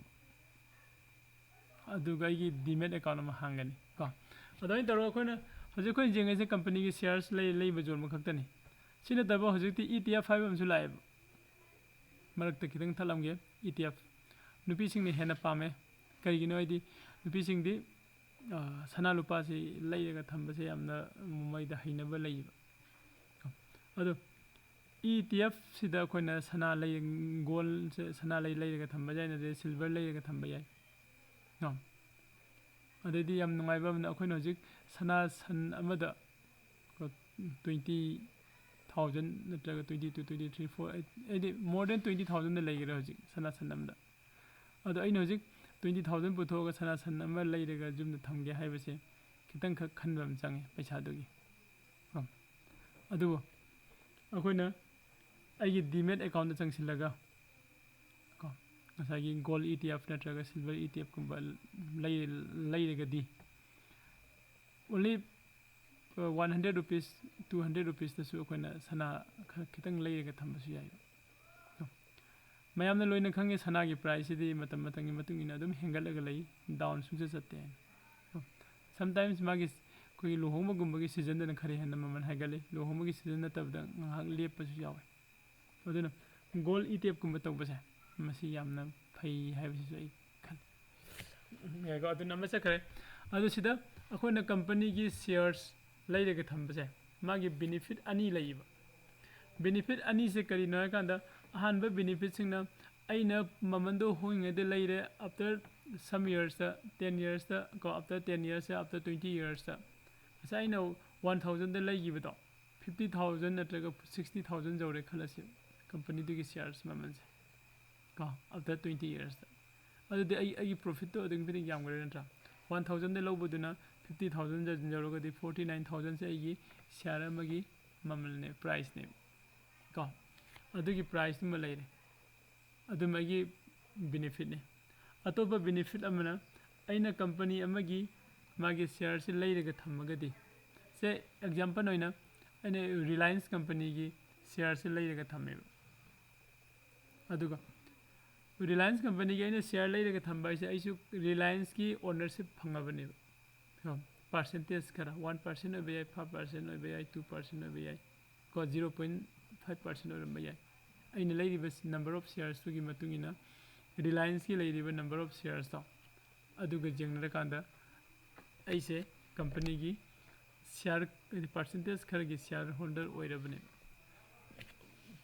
ꯑꯗꯨꯗ ꯑꯩꯉꯣꯟꯗ ꯀꯥꯟꯅꯕ ꯐꯪꯉꯤꯁꯤꯅ ꯀꯔꯤꯅꯣ ꯍꯥꯏꯔꯒꯗꯤ ꯔꯤꯂꯥꯌꯟꯁ ꯀꯝꯄꯅꯤꯒꯤ ꯆꯤꯌꯔ ꯄꯔꯁꯟꯅ ꯍꯥꯏꯗꯤ ꯂꯤꯗ ꯇꯧꯔꯒ ꯃꯣꯏꯒꯤ ꯆꯍꯤ ꯑꯃꯒꯤ ꯄꯩꯁा ꯇꯥꯟꯅꯅꯕ ꯍꯣꯠꯅꯔꯛꯏꯕ ꯁꯨꯔꯛꯏꯕ ꯍꯥꯏꯗꯤ ꯃꯣꯏ ꯊꯥꯗꯔꯛꯏꯕ ꯀꯩꯅꯣ ꯃꯌꯥꯝ ꯀꯣ ꯑꯗꯨꯒ ꯆꯍꯤ ꯑꯃꯒꯤ ꯃꯣꯏꯒꯤ ꯇꯔꯟ ꯑꯣꯚꯔ ꯂꯥꯛꯏꯅꯤ ꯆꯨꯝꯃꯦꯀꯣ ꯆꯍꯤ ꯑꯃꯒꯤ ꯂꯥꯛꯏꯕ ꯇꯔꯟ ꯑꯣꯚꯔꯗꯣ ꯑꯗꯨꯗꯒꯤ ꯗꯤꯕꯤꯗꯦꯟ ꯍꯥꯏꯅ ꯁꯤꯌꯔ ꯍꯣꯜꯗꯔꯁꯤꯡꯒꯤ ꯀꯣ ꯄꯩꯁꯥ ꯈꯔ ꯈꯥꯏꯗꯣꯛꯏꯕ ꯃꯣꯏꯅ ꯄꯔ ꯁꯤꯌꯔꯗ ꯁꯤꯌꯔ ꯑꯃꯗ ꯂꯨꯄꯥ 10 ꯄꯤꯔꯛꯄ ꯌꯥꯏ 10 ꯄꯤꯔꯛꯄ ꯌꯥꯏ 30 ꯄꯤꯔꯛꯄ ꯌꯥꯏ 40 ꯄꯤꯔꯛꯄ ꯌꯥꯏ 50 ꯄꯤꯔꯛꯄ ꯌꯥꯏ ꯃꯣꯏꯒꯤ ꯆꯍꯤꯗꯨꯒꯤ ꯂꯥꯛꯏꯕ ꯄ꯭ꯔꯣꯐꯤꯠꯇꯨꯒꯤ ꯀꯣ ꯑꯗꯨꯒ ꯅꯪꯒꯤ ꯀꯩꯅꯣꯒꯤ ꯁꯤꯌꯔ ꯑꯃꯒꯤ ꯃꯃꯜꯗꯣ ꯑꯗꯨꯒ ꯍꯥꯏꯔꯤꯕ ꯁꯤꯁꯤꯗ ꯕꯦꯁ ꯇꯧꯔꯀꯥꯟꯗ ꯅꯪꯒꯤ ꯀꯩꯅꯣꯁꯦ ꯄꯤꯔꯛꯑꯦꯕ ꯀꯝꯄꯅꯤ ꯑꯃꯒꯤ ꯀꯩꯅꯣꯁꯦ ꯑꯩꯈꯣꯏꯒꯤ ꯗꯤꯕꯤꯗꯦꯟ ꯀꯣ ꯑꯗꯨ ꯗꯤꯕꯤꯗꯦꯟꯁꯦ ꯁꯄꯣꯁ ꯑꯩꯉꯣꯟꯗ 50,000 ꯁꯤꯌꯔ ꯑꯩꯉꯣꯟꯗ ꯂꯩꯔꯦ ꯈꯜꯂꯁꯦꯕ ꯗꯤꯕꯤꯗꯦꯟ ꯂꯨꯄꯥ 10 ꯈꯛ ꯄꯤꯔꯛꯑꯦꯕ ꯁꯤꯌꯔ ꯑꯃꯗ ꯂꯨꯄꯥ 10 ꯗꯤꯕꯤꯗꯦꯟ ꯄꯤꯔꯦ ꯑꯩꯉꯣꯟꯗ 50,000 ꯀꯩꯅꯣꯁꯦ ꯄꯥꯏꯔꯦ ꯈꯜꯂꯁꯤ ꯑꯗꯨ ꯑꯣꯏꯇꯥꯔꯗꯤ ꯑꯩꯉꯣꯟꯗ ꯐꯪꯗꯣꯏꯕ ꯗꯤꯕꯤꯗꯦꯟꯁꯦ 5 ꯂꯥꯈꯁꯦ ꯐꯪꯗꯣꯏꯅꯦꯕ ꯁꯤ ꯉꯁꯥꯏꯒꯤ ꯑꯩꯈꯣꯏꯒꯤ ꯁ꯭ꯋꯤꯡ ꯇ꯭ꯔꯦꯗ ꯅꯠꯇ꯭ꯔꯒ ꯗꯦ ꯇ꯭ꯔꯦꯗꯤꯡꯗ ꯁꯤ ꯐꯪꯉꯣꯏꯀꯣ ꯑꯣꯟꯂꯤ ꯀꯩꯅꯣꯗ ꯐꯪꯗꯣꯏꯅꯤ ꯂꯣꯡ ꯇꯥꯝꯗ ꯂꯣꯡ ꯇꯥꯝ ꯇ꯭ꯔꯦꯗ ꯇꯧꯕ ꯃꯇꯝꯗ ꯍꯥꯏꯔꯤꯕ ꯀꯩꯅꯣꯁꯦ ꯑꯩꯈꯣꯏ ꯐꯪꯒꯅꯤ ꯗꯤꯕꯤꯗꯦꯟꯁꯦ ꯑꯗꯨꯗꯤ ꯑꯩꯅ ꯂꯣꯡ ꯇꯥꯝꯗ ꯂꯩꯔꯒ ꯊꯝꯕꯁꯤꯗ ꯀꯥꯟꯅꯩꯁꯦ ꯀꯩꯅꯣ ꯅꯝꯕꯔ 1 ꯐꯥꯔꯁꯇ ꯑꯩꯅ ꯂꯩꯔꯒ ꯊꯝꯕꯤꯗꯨꯒꯤ ꯃꯃꯜ ꯍꯦꯟꯒꯠꯂꯛꯄꯗꯨꯒꯤ ꯑꯩꯒꯤ ꯄ꯭ꯔꯣꯐꯤꯠꯇꯨ ꯐꯪꯖꯔꯦ ꯅꯝꯕꯔ 2ꯗ ꯗꯤꯕꯤꯗꯦꯟ ꯐꯪꯉꯦ ꯗꯤꯕꯤꯗꯦꯟ ꯍꯥꯏꯕꯗꯤ ꯀꯝꯄꯅꯤꯗꯨꯒꯤ ꯆꯍꯤ ꯑꯃꯒꯤ ꯂꯥꯛꯏꯕ ꯃꯥꯒꯤ ꯇꯔꯟ ꯑꯣꯚꯔꯗꯣ ꯑꯗꯨꯒꯤ ꯃꯇꯨꯡ ꯏꯟꯅ ꯁꯤꯌꯔ ꯑꯃꯗ ꯂꯨꯄꯥ ꯑꯁꯨꯛ ꯀꯣ ꯁꯤꯌꯔ ꯍꯣꯜꯗꯔꯁꯤꯡꯗ ꯄꯤꯒꯗꯕꯅꯤ ꯍꯥꯏꯕ ꯃꯣꯏꯒꯤ ꯑꯦꯅꯨꯋꯦꯜ ꯖꯦꯅꯔꯦꯜ ꯕꯣꯗꯤ ꯃꯤꯇꯤꯡ ꯇꯧꯔꯕ ꯃꯇꯨꯡꯗ ꯄꯥꯁ ꯇꯧꯔꯛꯀꯅꯤ ꯄꯥꯁ ꯇꯧꯔꯕ ꯃꯇꯨꯡꯗ ꯍꯥꯏꯔꯤꯕ ꯄꯩꯁꯥꯁꯤꯡꯗꯣ ꯁꯤꯌꯔ ꯍꯣꯜꯗꯔꯁꯤꯡꯗ ꯊꯥꯗꯣꯔꯛꯀꯅꯤ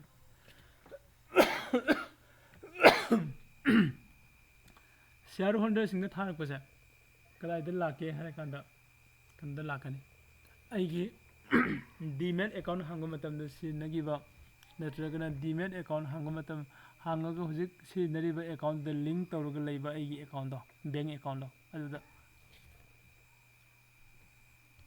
ꯑꯗꯨꯗ ꯃꯁꯥ ꯑꯗꯨꯝ ꯆꯪꯉꯛꯀꯅꯤ ꯌꯥꯏꯀꯣ ꯑꯗꯨ ꯁꯥꯟꯅꯖꯧꯕꯗꯩ ꯀꯣꯏꯁꯟ ꯂꯩꯔꯒꯗꯤ ꯑꯗꯨꯝ ꯍꯪꯁꯤ ꯃꯔꯛꯇ ꯌꯥꯅꯤ ꯁꯥꯔ ꯍꯧꯖꯤꯛꯐꯥꯎꯒꯤꯗꯤ ꯑꯗꯨꯝ ꯍꯧꯖꯤꯛꯐꯥꯎꯒꯤꯗꯤ ꯀ꯭ꯂꯤꯌꯥꯔ ꯑꯣꯏꯔꯤꯕꯀꯣ ꯑꯣꯀꯦ ꯊꯦꯡꯛ ꯌꯨ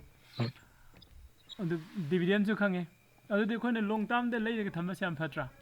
ꯑꯃꯁꯨ ꯍꯥꯏꯒꯦꯕ ꯍꯧꯖꯤꯛ ꯃꯇꯝꯗ ꯑꯩꯈꯣꯏꯅ ꯂꯧ ꯁꯪꯉꯝ ꯑꯃ ꯂꯩꯒꯦ ꯍꯥꯏꯔꯗꯤ ꯂꯨꯄꯥ ꯌꯥꯝꯗ꯭ꯔꯕꯗ ꯑꯩꯈꯣꯏ ꯁ꯭ꯋꯥꯏꯗ ꯈ꯭ꯋꯥꯏ ꯍꯣꯡꯕꯗ 5 ꯂꯥꯛ ꯍꯥꯏꯔꯁꯦ 5 ꯂꯥꯛꯀꯤ ꯁꯪꯉꯝ ꯑꯃꯗ ꯂꯥꯛ 5 ꯄꯤꯕꯁꯦ ꯍꯧꯖꯤꯛꯁꯦ ꯏꯔꯩ ꯂꯩꯇ꯭ꯔꯦ ꯂꯩ ꯍꯥꯏꯅ ꯂꯧꯔꯁꯦ ꯑꯗꯨꯁꯨ ꯑꯗꯨ ꯂꯧ ꯁꯪꯉꯝ ꯑꯃ ꯑꯩꯅ ꯂꯩꯒꯦ ꯍꯥꯏꯗꯤ ꯑꯩꯉꯣꯟꯗ ꯂꯥꯛ 5 ꯂꯩꯕ ꯗꯔꯀꯥꯔ ꯑꯣꯏ ꯑꯗꯨ ꯂꯥꯛ 5ꯗꯣ ꯁꯥꯒꯠꯅꯕ ꯍꯣꯠꯅꯕꯗꯗꯤ ꯆꯍꯤ ꯐꯅꯌꯥꯝ ꯆꯪꯈ꯭ꯔꯅꯤ ꯑꯗꯨ ꯑꯩ ꯄꯩꯁꯥꯁꯦ ꯂꯩꯇ꯭ꯔꯦ ꯑꯗꯨꯕꯨ ꯑꯩꯉꯣꯟꯗ ꯂꯤꯁꯤꯡ 5 6 7 9 10 10 ꯈꯔꯗꯤ ꯂꯩꯔꯦꯕ 10,000 20,000 4,000 40,000 ꯈꯨꯠꯇ ꯁꯨꯝ ꯂꯩꯔꯗꯤ ꯂꯣꯏꯊꯣꯛꯈꯤꯗꯣꯏꯅꯤ ꯍꯥꯏꯔꯤꯕ ꯄꯩꯁꯥꯗꯣ ꯂꯧ ꯃꯆꯦꯠ ꯑꯃꯈꯛ ꯂꯩꯒꯦ ꯚꯥꯏ ꯅꯪꯒꯤ ꯂꯧ ꯁꯪꯉꯝꯁꯤꯗꯒꯤ ꯑꯩ ꯐꯩꯗꯣꯝ ꯑꯃ ꯂꯩꯒꯦ ꯍꯥꯏꯔꯨꯕꯗꯤ ꯌꯥꯔꯣꯏꯕ ꯑꯗꯨꯕꯨ ꯁ꯭ꯇꯣꯛ ꯃꯥꯔꯀꯦꯠꯇ ꯆꯪꯉꯒ ꯅꯪꯒꯤ ꯗꯤꯃꯦꯠ ꯑꯦꯀꯥꯎꯟꯗ ꯆꯪꯉꯒ ꯑꯦꯅꯤ ꯀꯝꯄꯅꯤ ꯑꯃꯒꯤ ꯁꯤꯌꯔꯁ ꯂꯩꯔꯒ ꯊꯝꯕ ꯌꯥꯒꯅꯤ ꯀꯣ 10,000ꯗꯨꯅ 20,000ꯗꯨꯅ ꯀꯣ ꯑꯗꯨ ꯅꯠꯇ꯭ꯔꯒꯅ ꯏ ꯇꯤ ꯑꯦꯐꯇ ꯀꯣ I T F gold I T F ꯅꯠꯇ꯭ꯔꯒ ꯁꯤꯜꯚꯔ ꯏ ꯇꯤ ꯑꯦꯐ ꯂꯧꯁꯤꯜꯂꯒ ꯊꯝꯕ ꯌꯥꯒꯅꯤ ꯃꯁꯤꯗꯒꯤ ꯊꯥ ꯈꯔꯒꯤ ꯃꯃꯥꯡꯗ ꯒꯣꯜ ꯏ ꯇꯤ ꯑꯦꯐꯁꯦ ꯑꯦꯔꯥꯎꯟ 70 80 ꯑꯗꯨꯋꯥꯏ ꯂꯩꯕꯅꯤ ꯍꯧꯖꯤꯛꯅ 100 ꯑꯕꯞꯇ ꯂꯩꯈ꯭ꯔꯦ ꯑꯗꯨꯝ ꯍꯥꯏꯒꯠꯂꯦꯕ ꯃꯥꯗꯤ ꯑꯗꯣ ꯑꯩꯈꯣꯏ ꯄꯩꯁా ꯂꯩꯔꯒꯗꯤ ꯁꯤ ꯂꯩꯁꯤꯜꯂꯒ ꯑꯗꯨꯝ ꯊꯝꯕ ꯌꯥꯏꯀꯣ ꯃꯥꯒꯤ ꯄ꯭ꯔꯥꯏꯁꯇꯤ ꯌꯥꯝ ꯊꯨꯅꯗꯤ ꯀꯥꯈꯠꯂꯣꯏ ꯇꯞꯅ ꯇꯞꯅ ꯇꯞꯅ ꯇꯞꯅ ꯀꯥꯈꯤꯅꯤ ꯑꯗꯨꯕꯨ ꯈꯪꯍꯧꯔꯣꯏ ꯀꯔꯝꯕ ꯃꯇꯝꯗ ꯀꯗꯥꯏ ꯌꯧꯈꯤꯕꯅꯣ ꯍꯥꯏꯅ ꯌꯥꯏꯀꯣ ꯂꯣꯏꯅ ꯂꯩꯔꯦ ꯑꯗꯨ ꯑꯩꯈꯣꯏꯅ ꯗꯤꯕꯤꯗꯦꯟꯒ ꯑꯗꯩ ꯉꯁꯥꯏꯒꯤ ꯀꯩꯅꯣꯁꯦ ꯑꯗꯨ ꯑꯩꯈꯣꯏ ꯏꯟꯚꯦꯁꯇꯔꯁꯤꯡꯅ ꯀꯩꯗꯧꯕꯒꯤ ꯁꯤꯌꯥꯔ ꯂꯩꯔꯤꯅꯣ ꯍꯥꯏꯕꯒꯤ ꯀꯥꯟꯅꯕ ꯑꯅꯤ ꯑꯃꯅ ꯄ꯭ꯔꯣꯐꯤꯠ ꯐꯪꯕ ꯑꯃꯅ ꯗꯤꯕꯤꯗꯦꯟ ꯐꯪꯕ ꯑꯅꯤꯁꯤꯅꯤ ꯃꯈꯥ ꯇꯥꯕ ꯑꯃꯨꯛ ꯌꯦꯡꯁꯦ ꯍꯥꯎ ꯗꯁ ꯁ꯭ꯇꯣꯛ ꯄ꯭ꯔꯥꯏꯁ ꯆꯦꯟꯖ ꯁ꯭ꯇꯣꯛꯀꯤ ꯄ꯭ꯔꯥꯏꯁꯁꯦ ꯀꯃꯥꯏꯅ ꯆꯦꯟꯖ ꯇꯧꯔꯤꯅꯣ ꯍꯥꯏꯕ ꯍꯥꯏꯗꯤ ꯁꯤꯌꯥꯔ ꯑꯃꯒꯤ ꯄ꯭ꯔꯥꯏꯁꯁꯦ ꯀꯃꯥꯏꯅ ꯆꯦꯟꯖ ꯇꯧꯔꯤꯅꯣ ꯇꯥꯏꯀꯣ ꯍꯪꯕ ꯌꯥꯕ ꯀꯣꯏꯁꯟ ꯁꯤꯌꯥꯔ ꯑꯃꯒꯤ ꯄ꯭ꯔꯥꯏꯁꯁꯦ ꯀꯃꯥꯏꯅ ꯆꯦꯟꯖ ꯇꯧꯔꯤꯅꯣ ꯍꯥꯏ ꯀꯥꯟꯗ ꯁꯤ ꯏꯁꯝ ꯁꯝꯅ ꯍꯥꯏꯔꯒ ꯁꯤꯌꯥꯔꯁꯦ ꯀꯗꯥꯏꯗ ꯐꯪꯉꯦ ꯍꯥꯏꯕꯅꯣ ꯁ꯭ꯇꯣꯛ ꯃꯥꯔꯀꯦꯠꯇ ꯐꯪꯉꯦ ꯍꯥꯏ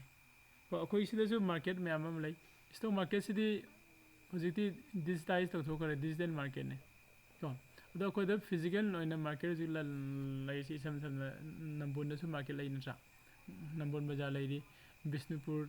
ꯕꯖꯥꯔ ꯂꯩꯔꯤ ꯑꯗꯩꯗꯤ ꯃꯣꯏꯔꯥꯡ ꯕꯖꯥꯔ ꯂꯩꯔꯤ ꯀꯛꯆꯤꯡ ꯕꯖꯥꯔ ꯂꯩꯔꯤ ꯀꯣ ꯑꯗꯨꯒ ꯏꯝꯐꯥꯜꯗ ꯆꯥꯎꯅ ꯑꯩꯈꯣꯏꯒꯤ ꯄꯥꯎꯅꯥ ꯕꯖꯥꯔ ꯑꯗꯩ ꯏꯃꯥ ꯀꯩꯊꯦꯜ ꯀꯥꯏꯅ ꯂꯩꯔꯤ ꯍꯥꯏꯔꯤꯕ ꯃꯐꯝꯗꯨꯗ ꯇꯧꯔꯤꯁꯦ ꯀꯩꯅꯣ ꯁꯦꯡꯅ ꯍꯥꯏꯔꯒꯗꯤ ꯂꯩꯕ ꯑꯃꯒ ꯌꯣꯟꯕ ꯑꯃꯒ ꯃꯤ ꯑꯅꯤ ꯈꯛꯇꯅꯦꯕꯗꯣ ꯂꯩꯗꯣ ꯑꯃꯅ ꯂꯩꯕ ꯂꯥꯛꯄꯅꯤ ꯑꯃꯅ ꯌꯣꯜꯂꯤꯅꯦꯕ ꯀꯣ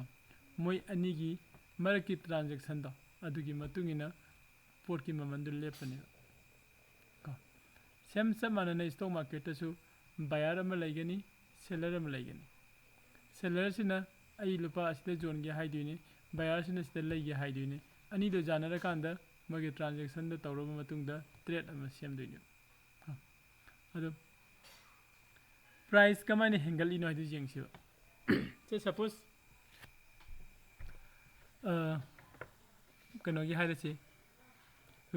ꯔꯤꯂꯥꯌꯟꯁꯀꯤ ꯍꯥꯏꯔꯁꯤ ꯅꯠꯇ꯭ꯔꯒꯅ ꯖꯤꯑꯣ ꯐꯥꯏꯅꯥꯟꯁꯀꯤ ꯍꯥꯏꯔꯁꯤ ꯖꯤꯑꯣ ꯐꯥꯏꯅꯥꯟꯁꯀꯤ ꯁꯤꯌꯔꯁꯦ ꯑꯩꯅꯁꯨ ꯄꯥꯏꯔꯦ ꯅꯪꯅꯁꯨ ꯄꯥꯏꯔꯦ ꯃꯤ ꯃꯌꯥꯝ ꯑꯃꯅ ꯄꯥꯏꯔꯒ ꯊꯝꯃꯦ ꯈꯜꯂꯁꯦꯕ ꯀꯣ ꯑꯗꯨꯒ ꯖꯤꯑꯣ ꯐꯥꯏꯅꯥꯟꯁꯁꯤ ꯌꯥꯝꯅ ꯃꯥꯒꯤ ꯒ꯭ꯔꯣꯠꯁꯦ ꯌꯥꯝꯅ ꯀꯩꯅꯣ ꯒ꯭ꯔꯣꯠꯁꯦ ꯌꯥꯝꯅ ꯂꯥꯛꯏ ꯀꯣ ꯑꯗꯣ ꯑꯐꯇꯔ 1 ꯏꯌꯔꯁꯇꯗꯤ ꯃꯥꯁꯦ ꯍꯧꯖꯤꯛ ꯂꯨꯄꯥ 100 ꯄꯤꯔꯝꯕꯁꯦ ꯑꯐꯇꯔ 1 ꯏꯌꯔꯁꯇꯗꯤ 300 ꯌꯧꯔꯅꯤ 400 ꯌꯧꯔꯅꯤꯒ ꯍꯥꯏꯕꯒꯤ ꯀꯟꯁꯦꯞ ꯑꯩꯈꯣꯏꯗ ꯂꯩꯔꯦ ꯈꯜꯂꯁꯦ ꯁꯤ ꯀꯟꯁꯦꯞꯁꯤꯅ ꯀꯗꯥꯏꯗꯒꯤ ꯂꯥꯛꯇꯣꯏꯅꯣ ꯅ꯭ꯌꯨꯁꯇꯒꯤ ꯅꯠꯇ꯭ꯔꯒ ꯏꯚꯦꯟꯠꯁꯇꯒꯤ ꯀꯣ ꯑꯗꯨꯒꯨꯝꯕ ꯃꯌꯥꯝ ꯑꯃ ꯀꯩꯅꯣ ꯂꯩꯔꯤꯀꯣ ꯃꯊꯪ ꯃꯊꯪ ꯌꯦꯡꯃꯤꯟꯅꯔꯛꯁꯤ ꯍꯥꯏꯔꯤꯕ ꯀꯩꯅꯣꯁꯦ ꯑꯩꯒꯤ ꯁꯥꯏꯀꯣꯂꯣꯖꯤꯒꯤ ꯃꯇꯨꯡ ꯏꯟꯅ ꯀꯣ ꯅ꯭ꯌꯨꯁꯀꯤ ꯃꯇꯨꯡ ꯏꯟꯅ ꯃꯦꯗꯤꯌꯥꯒꯤ ꯃꯇꯨꯡ ꯏꯟꯅ ꯂꯥꯛꯄꯒꯤ ꯃꯃꯤꯁꯦ ꯍꯥꯏꯐꯦꯠ ꯎꯕ ꯐꯪꯉꯦꯕ ꯁꯤ ꯂꯥꯛꯄꯒꯤ ꯃꯃꯤꯁꯤ ꯎꯕ ꯐꯪꯕ ꯃꯇꯝꯁꯤꯗ ꯑꯩꯁꯤꯅ ꯑꯩꯒꯤ ꯁꯤꯌꯥꯔ 100ꯁꯦ ꯌꯣꯟꯊꯣꯛꯇꯕꯤꯗ ꯊꯝꯅꯤꯡꯉꯦꯕ ꯑꯗꯨꯝ ꯑꯗꯨꯃꯥꯏꯅ ꯇꯧꯔꯒ ꯃꯤ ꯃꯌꯥꯝ ꯑꯃ ꯁꯤꯌꯥꯔꯁꯦ ꯌꯣꯜꯂꯣꯏꯗꯕꯒꯤ ꯊꯝꯅꯔꯦꯕ ꯑꯗꯨꯕꯨ ꯁꯣꯝꯗ ꯕꯥꯏ ꯇꯧꯒꯦ ꯍꯥꯏꯔꯤꯕ ꯃꯤꯁꯤꯡꯁꯦ ꯑꯁꯤꯅ ꯂꯨꯄꯥ ꯑꯗꯨꯗ ꯂꯩꯔꯒꯦ ꯁꯤꯗ ꯂꯩꯔꯒꯦꯅ ꯃꯣꯏ ꯄ꯭ꯔꯥꯏꯁꯁꯦ ꯍꯦꯟꯒꯠꯂꯛꯀꯅꯦꯕ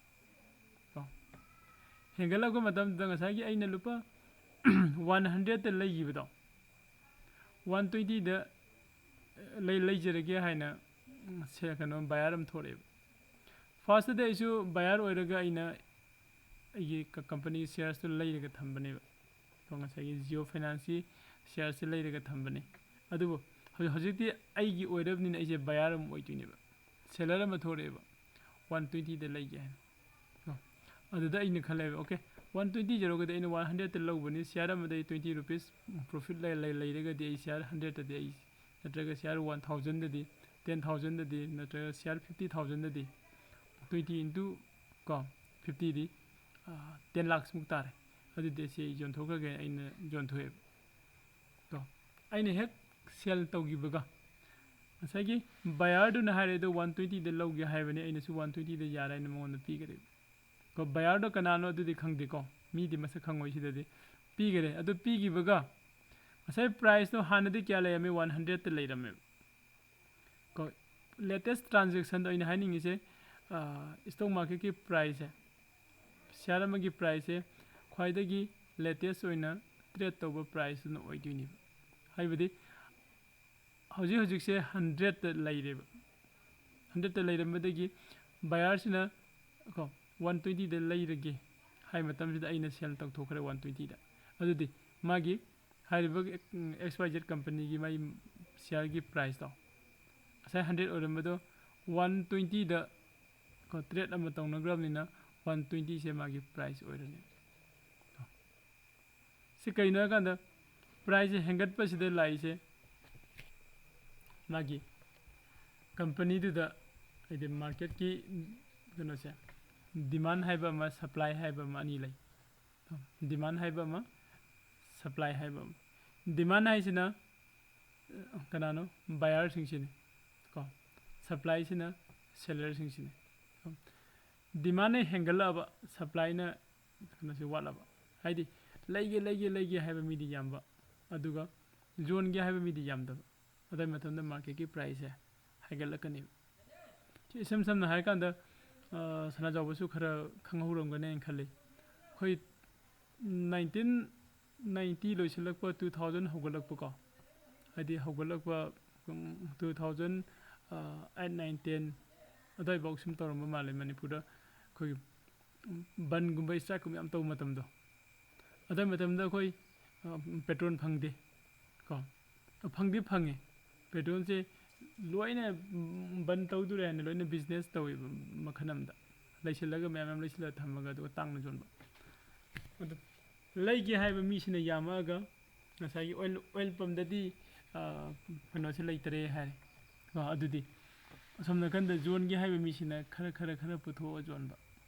ꯀꯣ ꯍꯥꯏꯗꯤ ꯗꯤꯃꯥꯟꯅ ꯍꯦꯟꯒꯠꯄ ꯑꯗꯨꯒ ꯕꯥꯌꯔꯅ ꯍꯟꯊꯍꯧꯕ ꯑꯩꯁꯦ ꯁꯣꯏꯔꯦꯀꯣ ꯗꯤꯃꯥꯟꯅ ꯍꯦꯟꯒꯠꯂꯛꯄ ꯑꯗꯨꯒ ꯁꯄ꯭ꯂꯥꯏꯅ ꯍꯟꯊꯕ ꯑꯗꯨꯒꯤ ꯀꯩꯅꯣꯁꯦ ꯑꯩꯈꯣই ꯃꯅꯤꯄꯨꯔꯗ ꯕꯟꯒꯨꯝꯕ ꯏꯁꯇ꯭ꯔꯥꯏꯛꯀꯨꯝꯕ ꯍꯥꯟꯅ ꯌꯥꯝ ꯇꯧꯔꯤꯉꯩ ꯃꯇꯝꯗ ꯑꯗꯨꯗ ꯃꯁꯤ ꯌꯥꯝ ꯊꯣꯛꯈꯤꯕ ꯀꯣ ꯑꯗꯨꯋꯥꯏ ꯃꯇꯝꯗ ꯄꯦꯇ꯭ꯔꯣꯜꯒꯤ ꯃꯃꯜ ꯍꯦꯟꯒꯠꯂꯤꯗꯣ ꯀꯔꯤꯒꯤꯅꯣ ꯁꯄ꯭ꯂꯥꯏ ꯇꯧꯕ ꯌꯥꯝ ꯋꯥꯠꯄꯒꯤꯅꯦꯕ ꯑꯗꯨꯒ ꯂꯩꯒꯦ ꯍꯥꯏꯕ ꯃꯤꯅ ꯍꯦꯟꯒꯠꯂꯛꯄꯒꯤ ꯁꯦꯝ ꯆꯞ ꯃꯥꯟꯅꯅ ꯁ꯭ꯇꯣꯛ ꯃꯥꯔꯀꯦꯠꯇꯁꯨ ꯁꯤꯌꯔ ꯄ꯭ꯔꯥꯏꯁ ꯑꯃꯒꯤ ꯃꯃꯜꯁꯦ ꯃꯥꯒꯤ ꯄ꯭ꯔꯥꯏꯁꯁꯦ ꯀꯃꯥꯏꯅ ꯇꯧꯔꯒ ꯏꯟꯀ꯭ꯔꯤꯖ ꯇꯧꯔꯤꯅꯣ ꯍꯥꯏꯀꯥꯟꯗ ꯗꯤꯃꯥꯟꯅ ꯃꯁꯤꯡ ꯌꯥꯝꯕ ꯑꯗꯨꯒ ꯁꯄ꯭ꯂꯥꯏꯅ ꯃꯁꯤꯡ ꯋꯥꯠꯄ ꯑꯗꯨꯋꯥꯏ ꯃꯇꯝꯗ ꯁ꯭ꯇꯣꯛ ꯃꯥꯔꯀꯦꯠꯀꯤ ꯄ꯭ꯔꯥꯏꯁꯁꯦ ꯍꯥꯏꯒꯠꯂꯛꯀꯅꯤ ꯌꯥꯏꯀꯣ ꯑꯗꯨꯒ ꯑꯇꯣꯞꯄ ꯑꯃꯅ ꯀꯃꯥꯏꯅ ꯄ꯭ꯔꯥꯏꯁ ꯍꯟꯊꯔꯛꯏꯅꯣ ꯍꯥꯏꯔꯒꯗꯤ ꯗꯤꯃꯥꯟ ꯃꯁꯤꯡ ꯍꯟꯊꯔꯛꯄ ꯁꯄ꯭ꯂꯥꯏꯅ ꯃꯁꯤꯡ ꯌꯥꯝꯈꯠꯂꯛꯄ ꯍꯥꯏꯗꯤ ꯁꯦꯂꯔꯅ ꯌꯥꯝꯃꯛꯄ ꯑꯗꯨꯒ ꯗꯤꯃꯥꯟꯅ ꯍꯟꯊꯔꯛꯄ ꯑꯗꯨꯋꯥꯏ ꯃꯇꯝꯗꯅ ꯃꯥꯒꯤ ꯄ꯭ꯔꯥꯏꯁꯁꯦ ꯃꯥꯔꯀꯦꯠꯀꯤ ꯄ꯭ꯔꯥꯏꯁꯁꯦ ꯃꯈꯥꯗ ꯇꯥꯔꯛꯀꯅꯤ ꯌꯥꯅꯤꯀꯣ ꯍꯥꯏꯔꯤꯕꯁꯤꯒꯤ ꯃꯥꯔꯀꯦꯠꯀꯤ ꯄ꯭ꯔꯥꯏꯁꯀꯤ ꯑꯞ ꯗꯥꯎꯟ ꯆꯠꯂꯤꯕ ꯃꯌꯥꯝꯁꯦ ꯀꯅꯥꯒꯨꯝꯕ ꯈꯔꯅ ꯈꯜꯂꯝꯕ ꯌꯥꯏ ꯁ꯭ꯇꯣꯛ ꯃꯥꯔꯀꯦꯠꯁꯤ ꯑꯩꯈꯣꯏꯒꯤ ꯃꯈꯣꯏꯒꯤ ꯑꯣꯐꯤꯁꯇꯀꯣ ꯕꯦꯛ ꯏꯟꯗ ꯑꯦꯗꯃꯤꯟꯗ ꯃꯤ ꯑꯃꯅ ꯐꯝꯃꯒ ꯀꯝꯄ꯭ꯌꯨꯇꯔꯗ ꯄꯥꯏꯔꯒ ꯄ꯭ꯔꯥꯏꯁꯁꯦ ꯑꯣꯏꯍꯟꯅꯤꯡꯕ ꯃꯑꯣꯡꯗ ꯑꯣꯏꯍꯟꯕ ꯑꯗꯨꯒꯤ ꯚꯥꯞꯇ ꯈꯜꯂꯝꯕꯁꯨꯌꯥꯏ ꯑꯗꯨ ꯈꯟꯕ ꯃꯤꯁꯤꯡꯗꯣ ꯂꯥꯜꯂꯤꯀꯣ ꯁꯦꯡꯅ ꯁ꯭ꯇꯣꯛ ꯃꯥꯔꯀꯦꯠꯀꯤ ꯄ꯭ꯔꯥꯏꯁꯁꯤꯗꯤ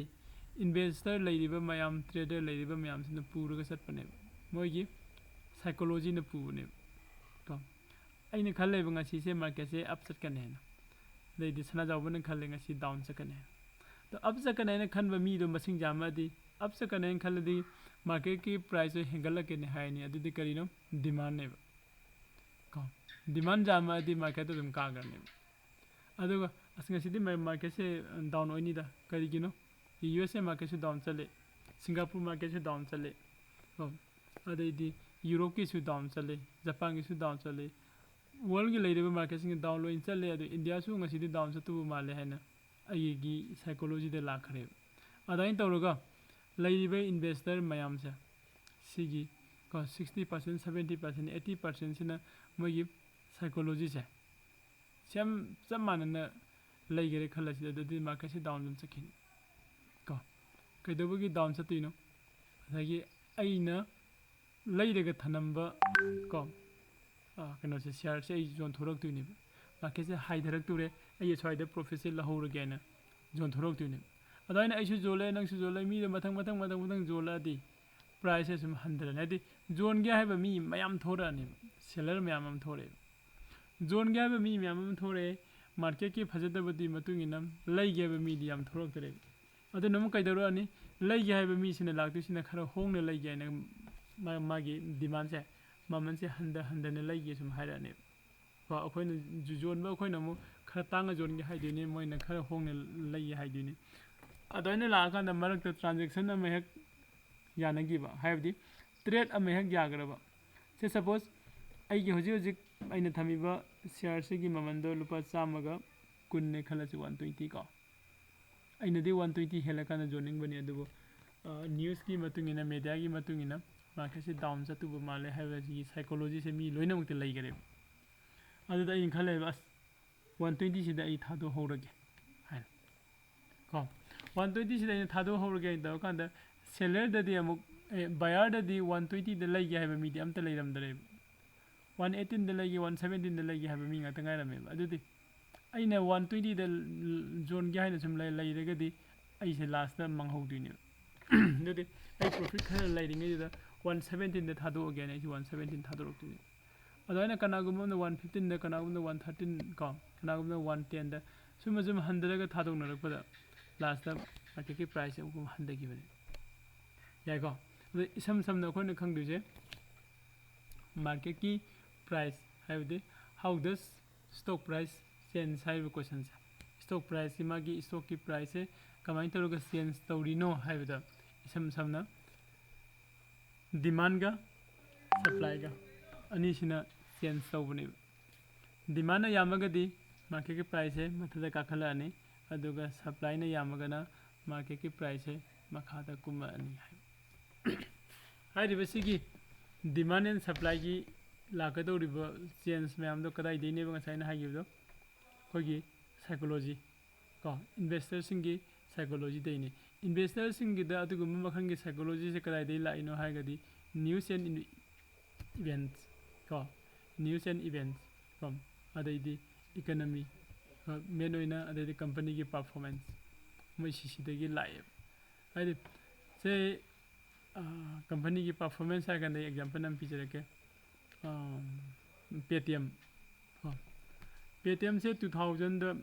यामना 2001 2 अदवाइदा खंगहौदना सलाउन हाइगलक कंपनी नि अदुगा हंदक कुइदना 2020 की मतुंगदा मासे कनो तवे मागी कनो से लॉन्च तवे 2020 ओरम 2018 आई सोरे 2018 19 अदवाइदा को कनो से पेटीएम से थोरकपने याम खंगहौदना हफ्ता आमदा मासे मागी मार्केट की प्राइस हाइगल कनो से हाइदि पूरा ऑल इंडिया से पेटीएम हागे हदा मी लोइना खंगबगी फिल्म तौगी अदुगा मागी मार्केट स्टॉक मार्केट लागा मागी शेयर से थादोरक मतमदि माई कनो से पूरा डाउन चखरे कईगिनो हागिदि मागी लैरिब कनो दो फजब वाटपगी माना कंपनी दुगी मागी फंडामेंटल को अखोना स्टॉक मार्केट से संगकांदा फंडामेंटल हाइबा मगा टेक्निकल हाइबा मगा अनि मसु खंग मथौ तारी को अदुसुदुम मखाताना सुम मथंग मथंग पायरक्सी टेक्निकल एनालिसिस लाकनी फंडामेंटल एनालिसिस लाकनी हाइबे एनालिसिस तुगी मतुंगिनसु अइना सिगी स्टॉक से लैबा याई or ꯂꯩꯕ ꯌꯥꯗꯦ ꯍꯥꯏꯕꯗꯨꯁꯨ ꯈꯪꯒꯅꯦꯕ ꯆꯥꯎꯔꯥꯛꯄꯅꯤꯀꯣ ꯍꯥꯏꯁꯦ ꯈꯪꯒꯅꯤ ꯍꯥꯏꯔꯒ 100% ꯈꯪꯒꯗꯧꯕ ꯅꯠꯇꯦ stock market ngasi price 100% kaagani haibase kanamtana haiba ngamoi just kaaba yai market se haigalakpa yai natraga market se haidarakpa yai haina adoina hainarakani karigino haigadi madu akoina aine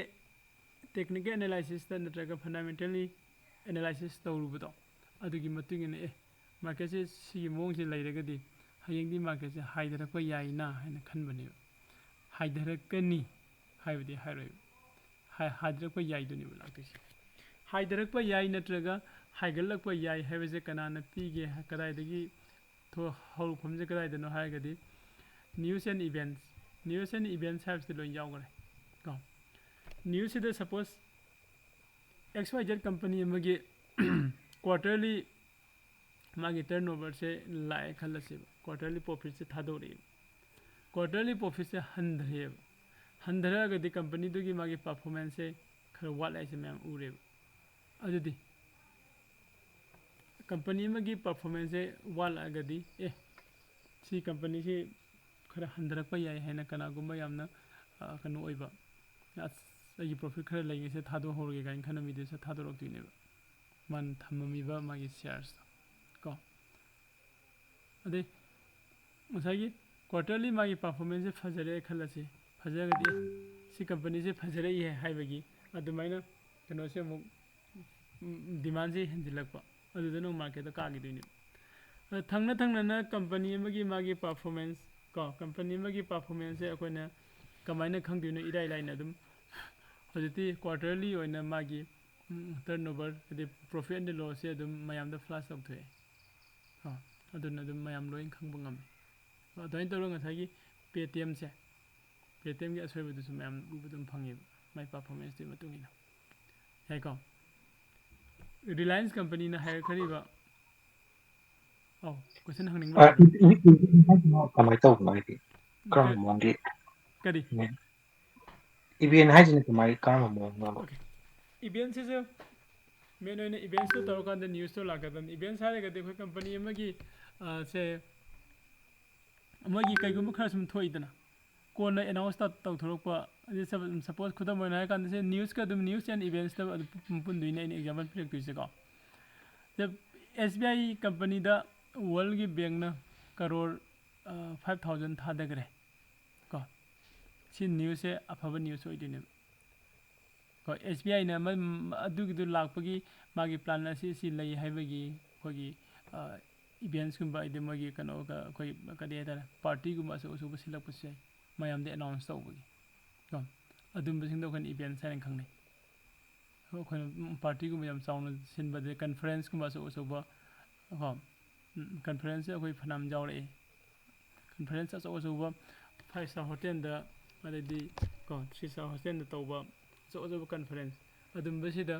ngai si company sigi sumaina oi dawre si tawdure ga faja base la law thokpo yawe announce taw thokpa to hairiba dugi event so adudagi amuk media singni kai dawrani news semdoga flash taw thorani news semaga flash taw thorok badadi investor mayam amu loin khangani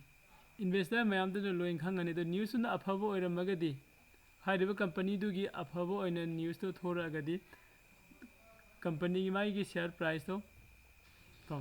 demand hengalak tuini fatta boina thoragana kano se demand to handrak tuini sigaktane ada sigaktang hair je khwai dagi luba party sidani belai tuisi hayo koina fundamental analysis technical analysis and lakhini makhada sigi analysis ani se tataro bodani aduga sigi news ma koi taba yam mathau tai news se koi g news laibani g business g news aina tv se nam laitra khangangani adugi sai money control do ha money control app to ang adu da hapchala thamne adu da yeng ja adu su jai adu da su faja news am lakpani aduna just akoina paba khaktanina aduga g business aina news am laibani ko news channel nama youtube to su live phangmuni ꯑꯗꯨꯒ ꯇꯤꯚꯤꯗꯁꯨ ꯑꯗꯨꯒꯤ channel ꯂꯩꯕꯅꯦ ꯀꯣ ꯑꯗꯨꯒꯤ ꯆꯦꯅꯦꯜꯗꯣ ꯑꯗꯨꯗ ꯆꯪꯕ ꯃꯇꯝꯗ ꯅꯣꯡꯃꯒꯤ ꯃꯥꯔꯀꯦꯠꯀꯤ ꯄ꯭ꯔꯥꯏꯁ ꯀꯝꯄꯅꯤ ꯀꯔꯤꯅ ꯀꯔꯤ ꯇꯧꯔꯤꯕ ꯀꯩꯗꯧꯔꯤꯕ ꯄꯨꯔꯥ 24 ꯑꯋꯥꯔꯗ ꯑꯗꯨꯗ ꯗꯤꯁꯀꯁꯟ ꯇꯧꯔꯒ ꯑꯗꯨꯝ ꯂꯩꯕꯅꯦ ꯑꯗꯨꯒꯨꯝꯕ ꯅ꯭ꯌꯨꯁꯀꯤ ꯆꯦꯅꯦꯜꯁꯦ ꯑꯗꯨꯝ ꯇꯥꯕ ꯃꯊꯧ ꯇꯥꯏ ꯑꯩꯈꯣꯏꯁꯨ ꯑꯩꯅ ꯍꯟꯗꯛꯁꯦ ꯇ꯭ꯔꯦꯠ ꯈꯔ ꯂꯦꯞꯄꯨꯔꯦ ꯍꯥꯟꯅ ꯌꯥꯝ ꯐꯖꯅ ꯇꯧꯔꯝꯃꯦ ꯇ꯭ꯔꯦꯠ ꯂꯥꯟ ꯂꯥꯛꯈꯤꯕꯗꯣ May 3 2023 May 3 ꯂꯥꯟ ꯂꯥꯛꯄꯒ ꯏꯟꯇꯔꯅꯦꯠ ꯊꯤꯡꯖꯤꯟꯈ꯭ꯔꯦꯅ ꯑꯗꯨꯗꯒꯤ ꯑꯩꯁꯦ ꯀꯩꯅꯣꯗ ꯏꯁꯇꯣꯛ ꯃꯥꯔꯀꯦꯠꯁꯦ ꯇꯧꯕꯁꯤ ꯌꯥꯗ꯭ꯔꯕꯅꯤꯅ ꯁꯤꯗ ꯊꯣꯛꯑꯒ ꯔꯤꯂꯤꯐ ꯀꯦꯝꯞꯇ ꯂꯥꯛꯄ ꯃꯌꯥꯝꯗꯣ ꯁꯦꯟꯅꯔꯒ ꯂꯩꯍꯧꯔꯦꯕ ꯀꯨꯏꯅ ꯑꯗꯨ ꯁꯦꯟꯅꯔꯕ ꯃꯇꯨꯡꯗꯩꯗꯤ ꯁ꯭ꯀꯨꯜꯗ ꯑꯣꯖꯥ ꯑꯣꯏꯕ ꯑꯃꯨꯛ ꯆꯪꯉ ꯌꯥꯎꯁꯤꯜꯂꯨꯕ ꯑꯗ ꯏꯁꯇꯣꯛ ꯃꯥꯔꯀꯦꯠꯁꯦ ꯆꯪꯁꯤꯜꯂꯛꯄꯁꯦ ꯃꯇꯝ ꯏꯐꯪ ꯐꯪꯈꯤꯗꯕ ꯑꯗꯣ ꯑꯩꯅ ꯃꯁꯤꯗꯤ ꯑꯩꯁꯨ ꯁꯨꯝ ꯊꯥꯗꯣꯛꯈ꯭ꯔꯗꯤ ꯌꯥꯔꯔꯣꯏ ꯍꯥꯏꯅ ꯃꯃꯥꯡꯗ ꯀ꯭ꯂꯥꯁ ꯑꯃꯨꯛ ꯍꯧꯔꯝꯃꯦ ꯀꯣ ꯑꯗꯨꯗꯒꯤ ꯑꯃꯨꯛ ꯂꯦꯞꯄꯦ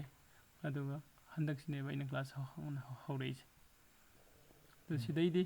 ꯀ꯭ꯂꯥꯁ ꯈꯛꯇ ꯅꯠꯇꯦ ꯃꯃꯥꯡꯗ ꯍꯥꯟꯅ ꯑꯩꯈꯣꯏ ꯍꯞꯇꯥ ꯑꯃꯗ ꯀꯣ ꯅꯨꯡꯇꯤꯒꯤ ꯗꯤꯁꯀꯁꯟ ꯇꯧꯃꯤꯟꯅꯔꯝꯃꯦ ꯁꯤꯅꯤꯌꯔ ꯃꯌꯥꯝ ꯑꯃꯒ ꯌꯥꯏꯀꯣ ꯑꯩꯈꯣꯏꯒꯤ ꯁꯤꯗ ꯏꯁꯇꯣꯛ ꯃꯥꯔꯀꯦꯠꯀꯤ ꯒ꯭ꯔꯨꯞ ꯑꯃ ꯂꯩꯕꯗꯣ ꯅꯪ ꯈꯪꯕ꯭ꯔꯥ ꯋꯥꯆꯦꯞ ꯒ꯭ꯔꯨꯞ ꯑꯣꯀꯦ ꯑꯗꯨ ꯃꯤ ꯍꯥꯟꯅ ꯌꯥꯝ ꯌꯥꯝꯃꯝꯕꯅꯦ 1000 ꯃꯌꯥ ꯂꯩꯔꯝꯕꯅꯦ 1000 ꯍꯦꯜꯂꯝꯕ ꯃꯥꯜꯂꯦ ꯑꯩꯅ ꯈꯟꯕꯗ ꯂꯥꯟ ꯃꯅꯨꯡꯗꯨꯗ ꯏꯟꯇꯔꯅꯦꯠ ꯐꯪꯗꯕꯅꯤꯅ ꯃꯥꯏ ꯃꯣꯕꯥꯏꯜꯗꯒꯤ ꯋꯥꯆꯦꯞ ꯃꯨꯠꯊꯠꯅꯈꯤꯕꯗꯣ ꯑꯗꯨꯗ ꯋꯥꯆꯦꯞꯁꯦ ꯃꯨꯠꯈ꯭ꯔꯗꯤ ꯒ꯭ꯔꯨꯞꯇꯒꯤ ꯂꯦꯞ ꯇꯧꯋꯦꯕ ꯑꯗꯨ ꯃꯣꯏꯅ ꯑꯃꯨꯛ ꯍꯜꯂꯒ ꯖꯣꯏꯟ ꯇꯧꯒꯦ ꯍꯥꯏꯔꯒꯗꯤ ꯌꯥꯗꯕ ꯑꯗꯨ ꯂꯤꯡꯗꯣ ꯑꯩꯉꯣꯟꯗꯒꯤ ꯊꯥꯗꯣꯕ ꯑꯗꯨꯃꯥꯏꯅ ꯇꯧꯔꯀꯥꯟꯗ ꯃꯌꯥꯝ ꯑꯃ ꯀꯩꯅꯣ ꯒ꯭ꯔꯨꯞꯇꯒꯤ ꯂꯦꯞ ꯇꯧꯈꯤꯕꯅꯦ ꯍꯥꯏꯔꯤꯕ ꯒ꯭ꯔꯨꯞꯇꯨꯗ ꯑꯩꯈꯣꯏꯅ ꯅꯨꯃꯤꯗꯥꯡꯁꯦ ꯗꯤꯁꯀꯁꯟ ꯌꯥꯝ ꯇꯧꯔꯝꯃꯤ ꯆꯥꯟꯗꯤꯒꯔꯗ ꯂꯩꯕ ꯏꯃꯥꯟꯅꯕꯁꯤꯡ ꯌꯥꯎꯔꯝꯃꯤ ꯗꯦꯜꯂꯤꯗꯒꯤ ꯀꯣ ꯁꯨꯝ ꯑꯗꯩ ꯃꯨꯝꯕꯩꯗꯒꯤ ꯕꯦꯡꯒ꯭ꯂꯣꯔꯗꯒꯤ ꯑꯗꯩꯗꯤ ꯃꯅꯤꯄꯨꯔꯒꯤ ꯃꯐꯝ ꯇꯣꯉꯥꯟ ꯇꯣꯉꯥꯟꯕ ꯃꯐꯝ ꯃꯌꯥꯝ ꯑꯃꯗꯒꯤ ꯑꯗꯨꯃꯥꯏꯅ ꯄꯨꯟꯅ ꯅꯨꯃꯤꯗꯥꯡꯁꯦ ꯑꯩꯈꯣꯏ ꯗꯤꯁꯀꯁꯟ ꯇꯧꯕ ꯑꯗꯩꯗꯤ ꯍꯌꯦꯡ ꯃꯥꯔꯀꯦꯠꯁꯦ ꯀꯃꯥꯏꯅ ꯑꯣꯏꯕ ꯌꯥꯏ ꯀꯣ ꯑꯗꯨꯝꯕ ꯃꯌꯥꯝ ꯈꯟꯅꯔꯝꯃꯤ ꯑꯗꯨꯁꯨ ꯇꯞꯅ ꯑꯗꯨꯝ ꯍꯧꯔꯛꯀꯦ ꯃꯁꯤꯁꯦ ꯑꯩꯅ ꯍꯥꯏꯅꯤꯡꯕꯗꯤ ꯁꯤꯗ ꯃꯈꯥꯗ ꯃꯌꯥꯝ ꯑꯃꯁꯦ ꯂꯩꯍꯧꯔꯤ ꯑꯗ ꯁꯝꯂꯞꯅ ꯑꯗꯨꯝ ꯂꯤꯔꯝꯒꯦꯀꯣ ꯑꯗꯣ ꯏꯁꯇꯣꯛ ꯃꯥꯔꯀꯦꯠꯁꯦ ꯑꯩꯈꯣꯏ ꯁꯅꯥꯖꯥꯎꯕꯗ ꯀꯩꯅꯣ ꯇꯧꯕ ꯈꯟꯕꯗꯅꯦ ꯂꯤꯒꯦꯜ ꯑꯣꯏꯕ ꯑꯣꯏꯗꯕꯒꯤ ꯀꯩꯅꯣꯁꯦ ꯀꯔꯤ ꯂꯩꯒꯦ ꯀꯟꯁꯦꯞꯁꯦ ꯑꯩ ꯑꯣꯏꯌꯦꯅ ꯈꯜꯂꯦ ꯑꯣꯏꯌꯦꯅ ꯈꯜꯂꯦꯕꯀꯣ ꯑꯣꯏꯁꯨ ꯑꯣꯏ ꯏꯁꯇꯣꯛ ꯃꯥꯔꯀꯦꯠꯁꯦ ꯂꯤꯒꯦꯜ ꯑꯣꯏ ꯁꯤꯒꯤ ꯀꯩꯅꯣꯁꯦ ꯄꯤꯔꯛꯀꯦ ꯄ꯭ꯔꯨꯞ ꯀꯣ ꯀꯃꯥꯏꯅ ꯍꯥꯏ ꯀꯥꯟꯗ ꯏꯁꯇꯣꯛ ꯃꯥꯔꯀꯦꯠ ꯍꯥꯏꯅ ꯑꯩꯈꯣꯏꯅ ꯆꯪꯉꯀꯥꯟꯗ ꯃꯥꯔꯀꯦꯠꯇꯨꯒꯤ ꯃꯅꯨꯡꯗ ꯀꯝꯄꯅꯤꯒꯤ ꯁꯤꯌꯔꯁꯇꯨꯅꯦꯕ ꯑꯩꯈꯣꯏꯅ ꯂꯩꯗꯣꯏꯁꯤ ꯅꯠꯇ꯭ꯔꯥ ꯍꯥꯏꯔꯤꯕ ꯀꯝꯄꯅꯤꯒꯤ ꯁꯤꯌꯔꯁꯦ ꯏꯁꯇꯣꯛ ꯃꯥꯔꯀꯦꯠꯀꯤ ꯃꯅꯨꯡꯗ ꯀꯃꯥꯏꯅ ꯂꯥꯛꯈꯤꯒꯦ ꯍꯥꯏꯔꯀꯥꯟꯗ ꯁꯦ XYZ ꯀꯝꯄꯅꯤ ꯑꯃꯒꯤ ꯃꯥꯒꯤ ꯁꯤꯌꯔꯁꯦ ꯏꯁꯇꯣꯛ ꯃꯥꯔꯀꯦꯠꯁꯤꯗ ꯏꯔꯥꯏ ꯂꯥꯏꯅ ꯍꯦꯛꯇ ꯆꯪꯉꯛꯄ ꯌꯥꯗꯦꯕ ꯑꯌꯥꯕ ꯂꯧꯔꯒ ꯆꯪꯉꯛꯇꯣꯏꯅꯦꯕ ꯀꯅꯥꯒꯤ ꯑꯌꯥꯕ ꯂꯧꯗꯣꯏꯅꯣ ꯍꯥꯏꯔꯀꯥꯟꯗ ꯑꯩꯈꯣꯏꯒꯤ ꯁꯦꯕꯤ ꯍꯥꯏꯅ ꯑꯃ ꯂꯩꯔꯤꯕ ꯀꯣ security exchange board of India SEBI ꯏꯟꯇꯔꯅꯦꯠꯇ ꯐꯪꯕꯅꯦ sebi.com ꯍꯥꯏꯅ ꯆꯪꯉꯣ ꯑꯗꯨꯝ ꯂꯩꯔꯝꯕꯅꯤ ꯍꯥꯏꯔꯤꯕ ꯁꯦꯕꯤꯁꯦ ꯀꯔꯤꯅꯣ ꯃꯥꯁꯦ ꯕꯣꯗꯤ ꯑꯃꯅꯦꯕ ꯀꯅꯥꯒꯤ ꯕꯣꯗꯤꯅꯣ ꯁꯦꯟꯇ꯭ꯔꯦꯜ ꯒꯚꯔꯟꯃꯦꯟꯠꯒꯤ ꯕꯣꯗꯤ ꯑꯃꯅꯦ ꯀꯣ ꯁꯤ ꯏꯁꯝ ꯁꯝꯅ ꯍꯥꯏꯔꯀꯥꯟꯗ ꯑꯩꯈꯣꯏꯒꯤ ꯑꯩꯅ ꯁ꯭ꯀꯨꯜ ꯑꯃ ꯂꯤꯡꯈꯠꯂꯦꯕ ꯄ꯭ꯔꯥꯏꯚꯦꯠ ꯁ꯭ꯀꯨꯜ ꯑꯃ ꯁ꯭ꯀꯨꯜꯁꯦ ꯃꯅꯤꯄꯨꯔ ꯕꯣꯔꯗꯅ ꯔꯤꯀꯣꯛꯅꯥꯏꯖ ꯇꯧꯗ꯭ꯔꯒꯗꯤ ꯅꯠꯇ꯭ꯔꯒꯅ ꯀꯩꯅꯣꯒꯤ CBSEꯅ ꯔꯤꯀꯣꯛꯅꯥꯏꯖ ꯇꯧꯗ꯭ꯔꯒꯗꯤ ꯀ꯭ꯂꯥꯁ 10 ꯑꯦꯛꯖꯥꯝ ꯊꯥꯕ ꯌꯥꯗꯦ ꯆꯨꯝꯃꯤꯀꯣ ꯁꯨꯃꯥꯏꯅ ꯇꯧꯔꯒ ꯆꯞ ꯃꯥꯟꯅꯅ ꯁꯦꯕꯤꯁꯤꯅ ꯀꯣ ꯔꯤꯀꯣꯛꯅꯥꯏꯖ ꯇꯧꯔꯒ ꯍꯥꯏꯗꯤ ꯃꯥꯅ ꯀꯩꯅꯣ ꯇꯧꯔꯀꯥꯟꯗ ꯑꯩꯈꯣꯏꯒꯤ ꯏꯟꯗꯤꯌꯥꯒꯤ ꯀꯩꯅꯣꯁꯤꯗ ꯑꯦꯛꯁꯆꯦꯟꯖ ꯑꯅꯤꯈꯛ ꯊꯝꯃꯦꯕ ꯃꯥꯅ ꯔꯤꯀꯣꯛꯅꯥꯏꯖ ꯇꯧꯕ ꯍꯥꯏꯇꯥꯔꯦ ꯑꯦꯛꯁꯆꯦꯟꯖ ꯑꯅꯤꯁꯦ ꯀꯔꯝꯕ ꯑꯦꯛꯁꯆꯦꯟꯖꯅꯣ ꯍꯥꯏꯔꯒꯗꯤ ꯕꯣꯝꯕꯦ ꯏꯁꯇꯣꯛ ꯑꯦꯛꯁꯆꯦꯟꯖ ꯍꯥꯏꯕ ꯑꯃꯒ ꯅꯦꯁꯅꯦꯜ ꯏꯁꯇꯣꯛ ꯑꯦꯛꯁꯆꯦꯟꯖ ꯍꯥꯏꯕ ꯑꯃ ꯀꯣ ꯉꯁꯥꯏꯒꯤ ꯁꯦꯕꯤ ꯍꯥꯏꯗꯨ ꯕꯣꯗꯤ ꯑꯃꯅꯤ ꯀꯅꯥꯒꯤ ꯕꯣꯗꯤꯅꯣ ꯁꯦꯟꯇ꯭ꯔꯦꯜ ꯒꯚꯔꯟꯃꯦꯟꯠꯒꯤ ꯑꯗꯨꯒꯤ ꯕꯣꯗꯤꯁꯤꯒꯤ ꯃꯥꯏ ꯃꯊꯧꯁꯦ ꯀꯔꯤꯅꯣ ꯉꯁꯥꯏꯒꯤ ꯏꯁꯇꯣꯛ ꯃꯥꯔꯀꯦꯠ ꯏꯁꯇꯣꯛ ꯑꯦꯛꯁꯆꯦꯟꯖꯀ ꯃꯔꯤ ꯂꯩꯅꯕꯁꯤꯡꯁꯦ ꯑꯁꯤꯒꯤ ꯄꯨꯂꯞ ꯌꯦꯡꯁꯤꯟꯕꯒꯤ ꯊꯕꯛꯁꯦ ꯃꯥꯒꯤꯅꯦꯕ ꯀꯣ ꯑꯗꯨ ꯃꯥꯁꯤꯅ ꯃꯥꯒꯤ ꯃꯈꯥꯗ ꯕꯣꯝꯕꯦ ꯏꯁꯇꯣꯛ ꯑꯦꯛꯁꯆꯦꯟꯖ ꯍꯥꯏꯕ ꯑꯃꯒ ꯅꯦꯁꯅꯦꯜ ꯏꯁꯇꯣꯛ ꯑꯦꯛꯁꯆꯦꯟꯖ ꯍꯥꯏꯕ ꯑꯃꯒ ꯑꯅꯤ ꯂꯩꯌꯦꯕ ꯑꯦꯛꯁꯆꯦꯟꯖ ꯑꯅꯤ ꯀꯟꯇ꯭ꯔꯤ ꯈꯨꯗꯤꯡꯒꯤ ꯏꯁꯇꯣꯛ ꯑꯦꯛꯁꯆꯦꯟꯖ ꯑꯃ ꯅꯠꯇ꯭ꯔꯒ ꯑꯅꯤ ꯂꯣꯏ ꯂꯩꯀꯣ ꯈꯔ ꯆꯥꯎꯕ ꯀꯟꯇ꯭ꯔꯤꯗꯅ ꯑꯅꯤ ꯂꯩꯒꯅꯤ ꯑꯄꯤꯛꯄꯗꯅ ꯑꯃ ꯂꯩ country khudimak loina ko adu hariba sigi stock exchange se India da su ani lei ani sida Bombay Stock Exchange se kogi Asian countries sing sigi oina khwaidagi oldest ka one of the most kanoniba one of the oldest stock exchange ne mase karma matam da start tawrokhiba gi ade official oina mase 1970 ga 2 da Mumbai gi hoji hoji magi lairiba Dalan Street lairiba building se sigi mafam sida magi ahan boina 1970 ga 2 da saba horaga 1975 da my building is 19 nate sorry 1872 dagi saraga 1875 da saba loisilaga adudagi stock market kano se stock exchange se run tawba hogre India da 18 series ne go 1872 yamna ngalingai matam ne natra aduda hograbane adu khoi manipur dadi kuidari lakpa ko sima adu Bombay Stock Exchange di 1970 series tagi 1870 series tai leirame aduga sebi di adai matam di leitariba karigina adai matam dadi India se British na pali aduga British na India se thadu omaga koi independent phanga matungda Indian government na sebi haina body ma seme hariba sebi sigi makhada sagi Bombay Stock Exchange si loksil recognize adi matungda 1992 ko 1992 da sigi National Stock Exchange NSCI se simu kamu establish tawune ko the 1992 da si establish tawre isigi yamna kano maram sidi adi yam nungaiba kano ni ahambada koina stock market ta sangaga shares laiba zone ba haibasa koina Mumbai gi Bombay hairami hana ko Bombay hojisu Bombay Stock Exchange hai hojina Mumbai hairaga su Bombay gi Stock Exchange Delhi gi Stock Exchange ko Kolkata gi Stock Exchange hana adana city asu basingda stock exchange yadi stock ko koina share lainana ba mafam office asu ba amam lairami hai koidi uhudare film da uba khaktani ko adu building si manunga sangaga share gi maman se ain lupa asida leire asida jo laina tawna bada mayamam su phuna saina ba khana saina ba su mayam thoi hai adu 1992 dai de khoi internet ki kana se lakpadagi ko National Stock Exchange sina India gi ani mafam da mi am phamaga trading tawba yanana ba haina stock market se digital loina onthorok pane okay digital loina onthorok pagi kana basina kaina kada ahan bada khoina company amagi share lairaga thambase khoina lawraga thamma kanda khoina aina lawriba lawdugi pata do agi mingdo onthoga agi jumda pata do hard copy oina yamna cheksinna fine cover am hapsidaga thamdra adoin tawraga khoina company gi share laibagi document se asisu jumda thamnarame bahanati adu hojikti adugi mathau tadre kaigino kanda digital loin loi onthoramni na khoi Demate account ama open tawre Demate account da hairiba ina lairiba company gi shares sing loin thamme ko masida advantage and disadvantage jingo hanana jumda aina lauriba company sing du company gi share du gi document thambai sem baisan jum mai sai khalasi kugi ga mai tai khanare khalasi jum thado ga chen matamda agi document sing manghoba ya bai chance wange number 1 number 2 da ai di kem khangjaba nate paisa di lai company shares di lai ningi hare kanda akhang ahi amana ai company shares di lai raga aingum da document se fake document oina asaba document oina ko original oidaba ko duplicate am aingon da pisilaga ai di khangdabni thamdoini badam chumi ko adum bagi yamna khudung chadaba se hanana physical oina trade tawringai matam se sidam thoi ha ko hojiti digital oina loina digitize taw thorabnina sigi khudung chadaba mayam se leitare aina leiba khudakta aigi Demate account mang de leirani anytime da ina sell taw yagani ko amutang mouse na click angtang tawaga loire sell tawbagi natragana mobile da oragana kanona finger no da namga loire to ado masagi ni lakhiba point de kadai deno hogi sida koina pochai leiba zone ba tawba matamda manipur da Imphal market लई को market अचौबा Churachandpur market को अदि Kakching market लई number market Bishnupur market सन लई सुमाइना अखोगी स्टॉक मार्केट की मनुंगसिदा स्टॉक एक्सचेंज हाइना याम चावबा मार्केट अनि लई हाइबा मार्केट अनि से करी कइनो हारेगदी बॉम्बे स्टॉक एक्सचेंज सिगा नेशनल स्टॉक एक्सचेंज का हाइबा अनि सिनि को अदो अइना अगी कंपनी अमा XYZ हाइबा कंपनी अमा स्टॉक मार्केट अगी शेयर से जोन सेल तौगे अतगा लॉन्च तौगे हारेगदी अगी लॉन्च तौगदोइबा मार्केट से कदाइदनो हारेगदी सिगी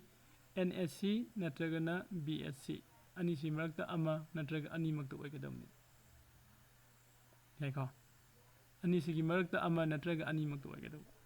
अगी अपामने अनि मक्ता लॉन्च तौगे ओके अमा खतंग तौगजगे ओके को सिगी अनि से मार्केट प्लेस ने अदुबो अखोइना ट्रेड तौबा मतमददी बॉम्बे स्टॉक एक्सचेंज दा नत्रगा नेशनल स्टॉक एक्सचेंज दा संगगा ट्रेड तौरोय कदाइदा तौगदगे हारगंदा सैसिगी Bombay stock exchange national stock exchange से सिसिगी सिजिनरगा को एप्लीकेशन नत्रगना प्लेटफॉर्म मयाम अमा सारगा लैरे बसिति इंटरनेट को हारिबा प्लेटफॉर्म दो करी प्लेटफॉर्म नो हारगंदा डीमेट अकाउंट सु जाउबा अदुगा खोइना ट्रेडिंग तौबा जाबा प्लेटफॉर्म सु जाउबा को ट्रेडिंग अकाउंट हाइबदा ट्रेडिंग अकाउंट से के लैगे हारगदी जेरोदा लै अदैदी ग्रो लै को अपस्टॉक लै अदन मयाम अमा लैगरे रिलायंस कनोगी रिलायंस की सु कदे खोई ICICI की सु को मयाम अमा लैगरे 100 रि सामे मथक्ता कनो ता मन हजि फाउदे लैसे लॉन्च तौरिसे सामे मथक्ते हेलमने ट्रेडिंग एक कनो प्लेटफॉर्म से मैम अखंग अहि मैम सारा पुथोरैसे को अदुगी मरक्तगी अखोइना अमेदा सिनबा याय तौबदबो मदिदो अखोइना सिनगदौरिबा प्लेटफॉर्म दो आइसु सानिंगाय ने त साबदि यादे को सेबी ngसागी security exchange board of India को सेबी गी मखादा मागी टर्म एंड कंडीशन अदुगा मागी क्राइटेरिया मयाम दो फॉलो तौरगा अइना अदुगा मखनगी प्लेटफॉर्म अमा सेमगा मयाम द सिना हंदुइनि प्लेटफॉर्म मयाम अमा लैरिबा प्लेटफॉर्म साम लैरिबा मरक्तुदगी अखोइना हेन सिनबा नुंगाइबा बेटर ओइबा को हाइदि इन्वेस्टर सिंगना यूज तौबदा नुंगाइबा अदुंबा कनोसे प्लेटफॉर्म दो अखोइना खल्लगा सिसिनरक्तुनि को अदो हारिबा प्लेटफॉर्म दो इना सिनगे हारिगदी फर्स्ट वन द कैदौबा मथौ ताय हारिगदी अहानबदा अखोइना तौगदोइसे अइगी ट्रेडिंग अकाउंट को अमा ओपन तौबदा का ओइबा ट्रेडिंग अकाउंट अमा ओपन तौबसिदा पैन कार्ड संगे आधार कार्ड संगे बैंक डिटेल संगे मोबाइल नंबर करंबा मोबाइल नंबर नो आधार कार्ड का लिंक तौबा अदु अइगी इसागी सही 18 years and above ओइगदो का साइन तौरगा अइना डीमेट अकाउंट कम ट्रेडिंग अकाउंट अदु हांगा मतुंगददी अइ लॉन्ग टर्म दा शेयर लैरगा थंबसु यानी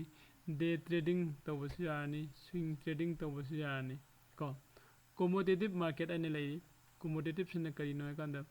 अदु खोना गैस ऑयल लैबो फंगनी गोल्ड लैबो फंगनी को सिल्वर लैबो फंगनी को तिलहौ चनम हवाई इवेंट क्रूड ऑयल हारिबा मयाम से लैबो फंगनी अदुने इंटरनेशनल मार्केट ने ओके असिदा लोइसिलकपसिदा इकनमतंग हारमगे सेंट्रल गवर्नमेंट की थबक चप मानना स्टॉक मार्केट की मागी मतम लैको मागी मॉर्निंग के हौब मतम से पुंग 8 दगी ओइदुने इवनिंग दे लोइसिनबना पुंग 3 मखाइदा हारिबसिगी मतम से सिदा ट्रेड तौगदो अदुबो ट्रेड तौबदी पुंग 8 दगी हाइसे 8 दगी हौरे 9:15 दगी होगनी को 9:15 चप चाना ट्रेड तौब हौब जागनी अदुगा 3:30 हेक ताबदा ट्रेड तौब मतम लोरे अदुगा कमोडिटी मार्केट की ना पुंग 8 दगी हौरगा नुमिदांगी पुंग को 12 तारमदाइबो अदुबक तौ याको अदु सना दौबदे के क्वेश्चन हंगनिंगबा लैबा साइबॉक्सिदा मुख्यानी सा हौसि बोगिदे फिर जाने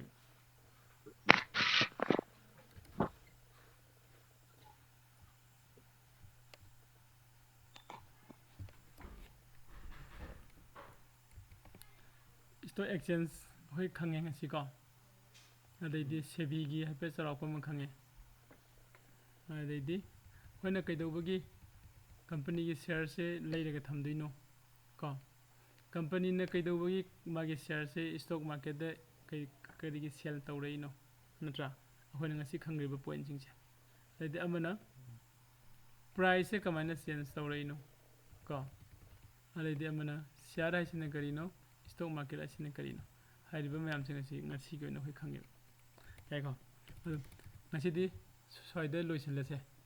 ꯑꯗꯨ ꯅꯉꯣꯟꯗꯒꯤ ꯀꯣꯏꯁꯟ ꯂꯩꯔꯒꯗꯤ ꯍꯥꯏꯔꯛꯑꯣ ꯑꯗꯨꯒ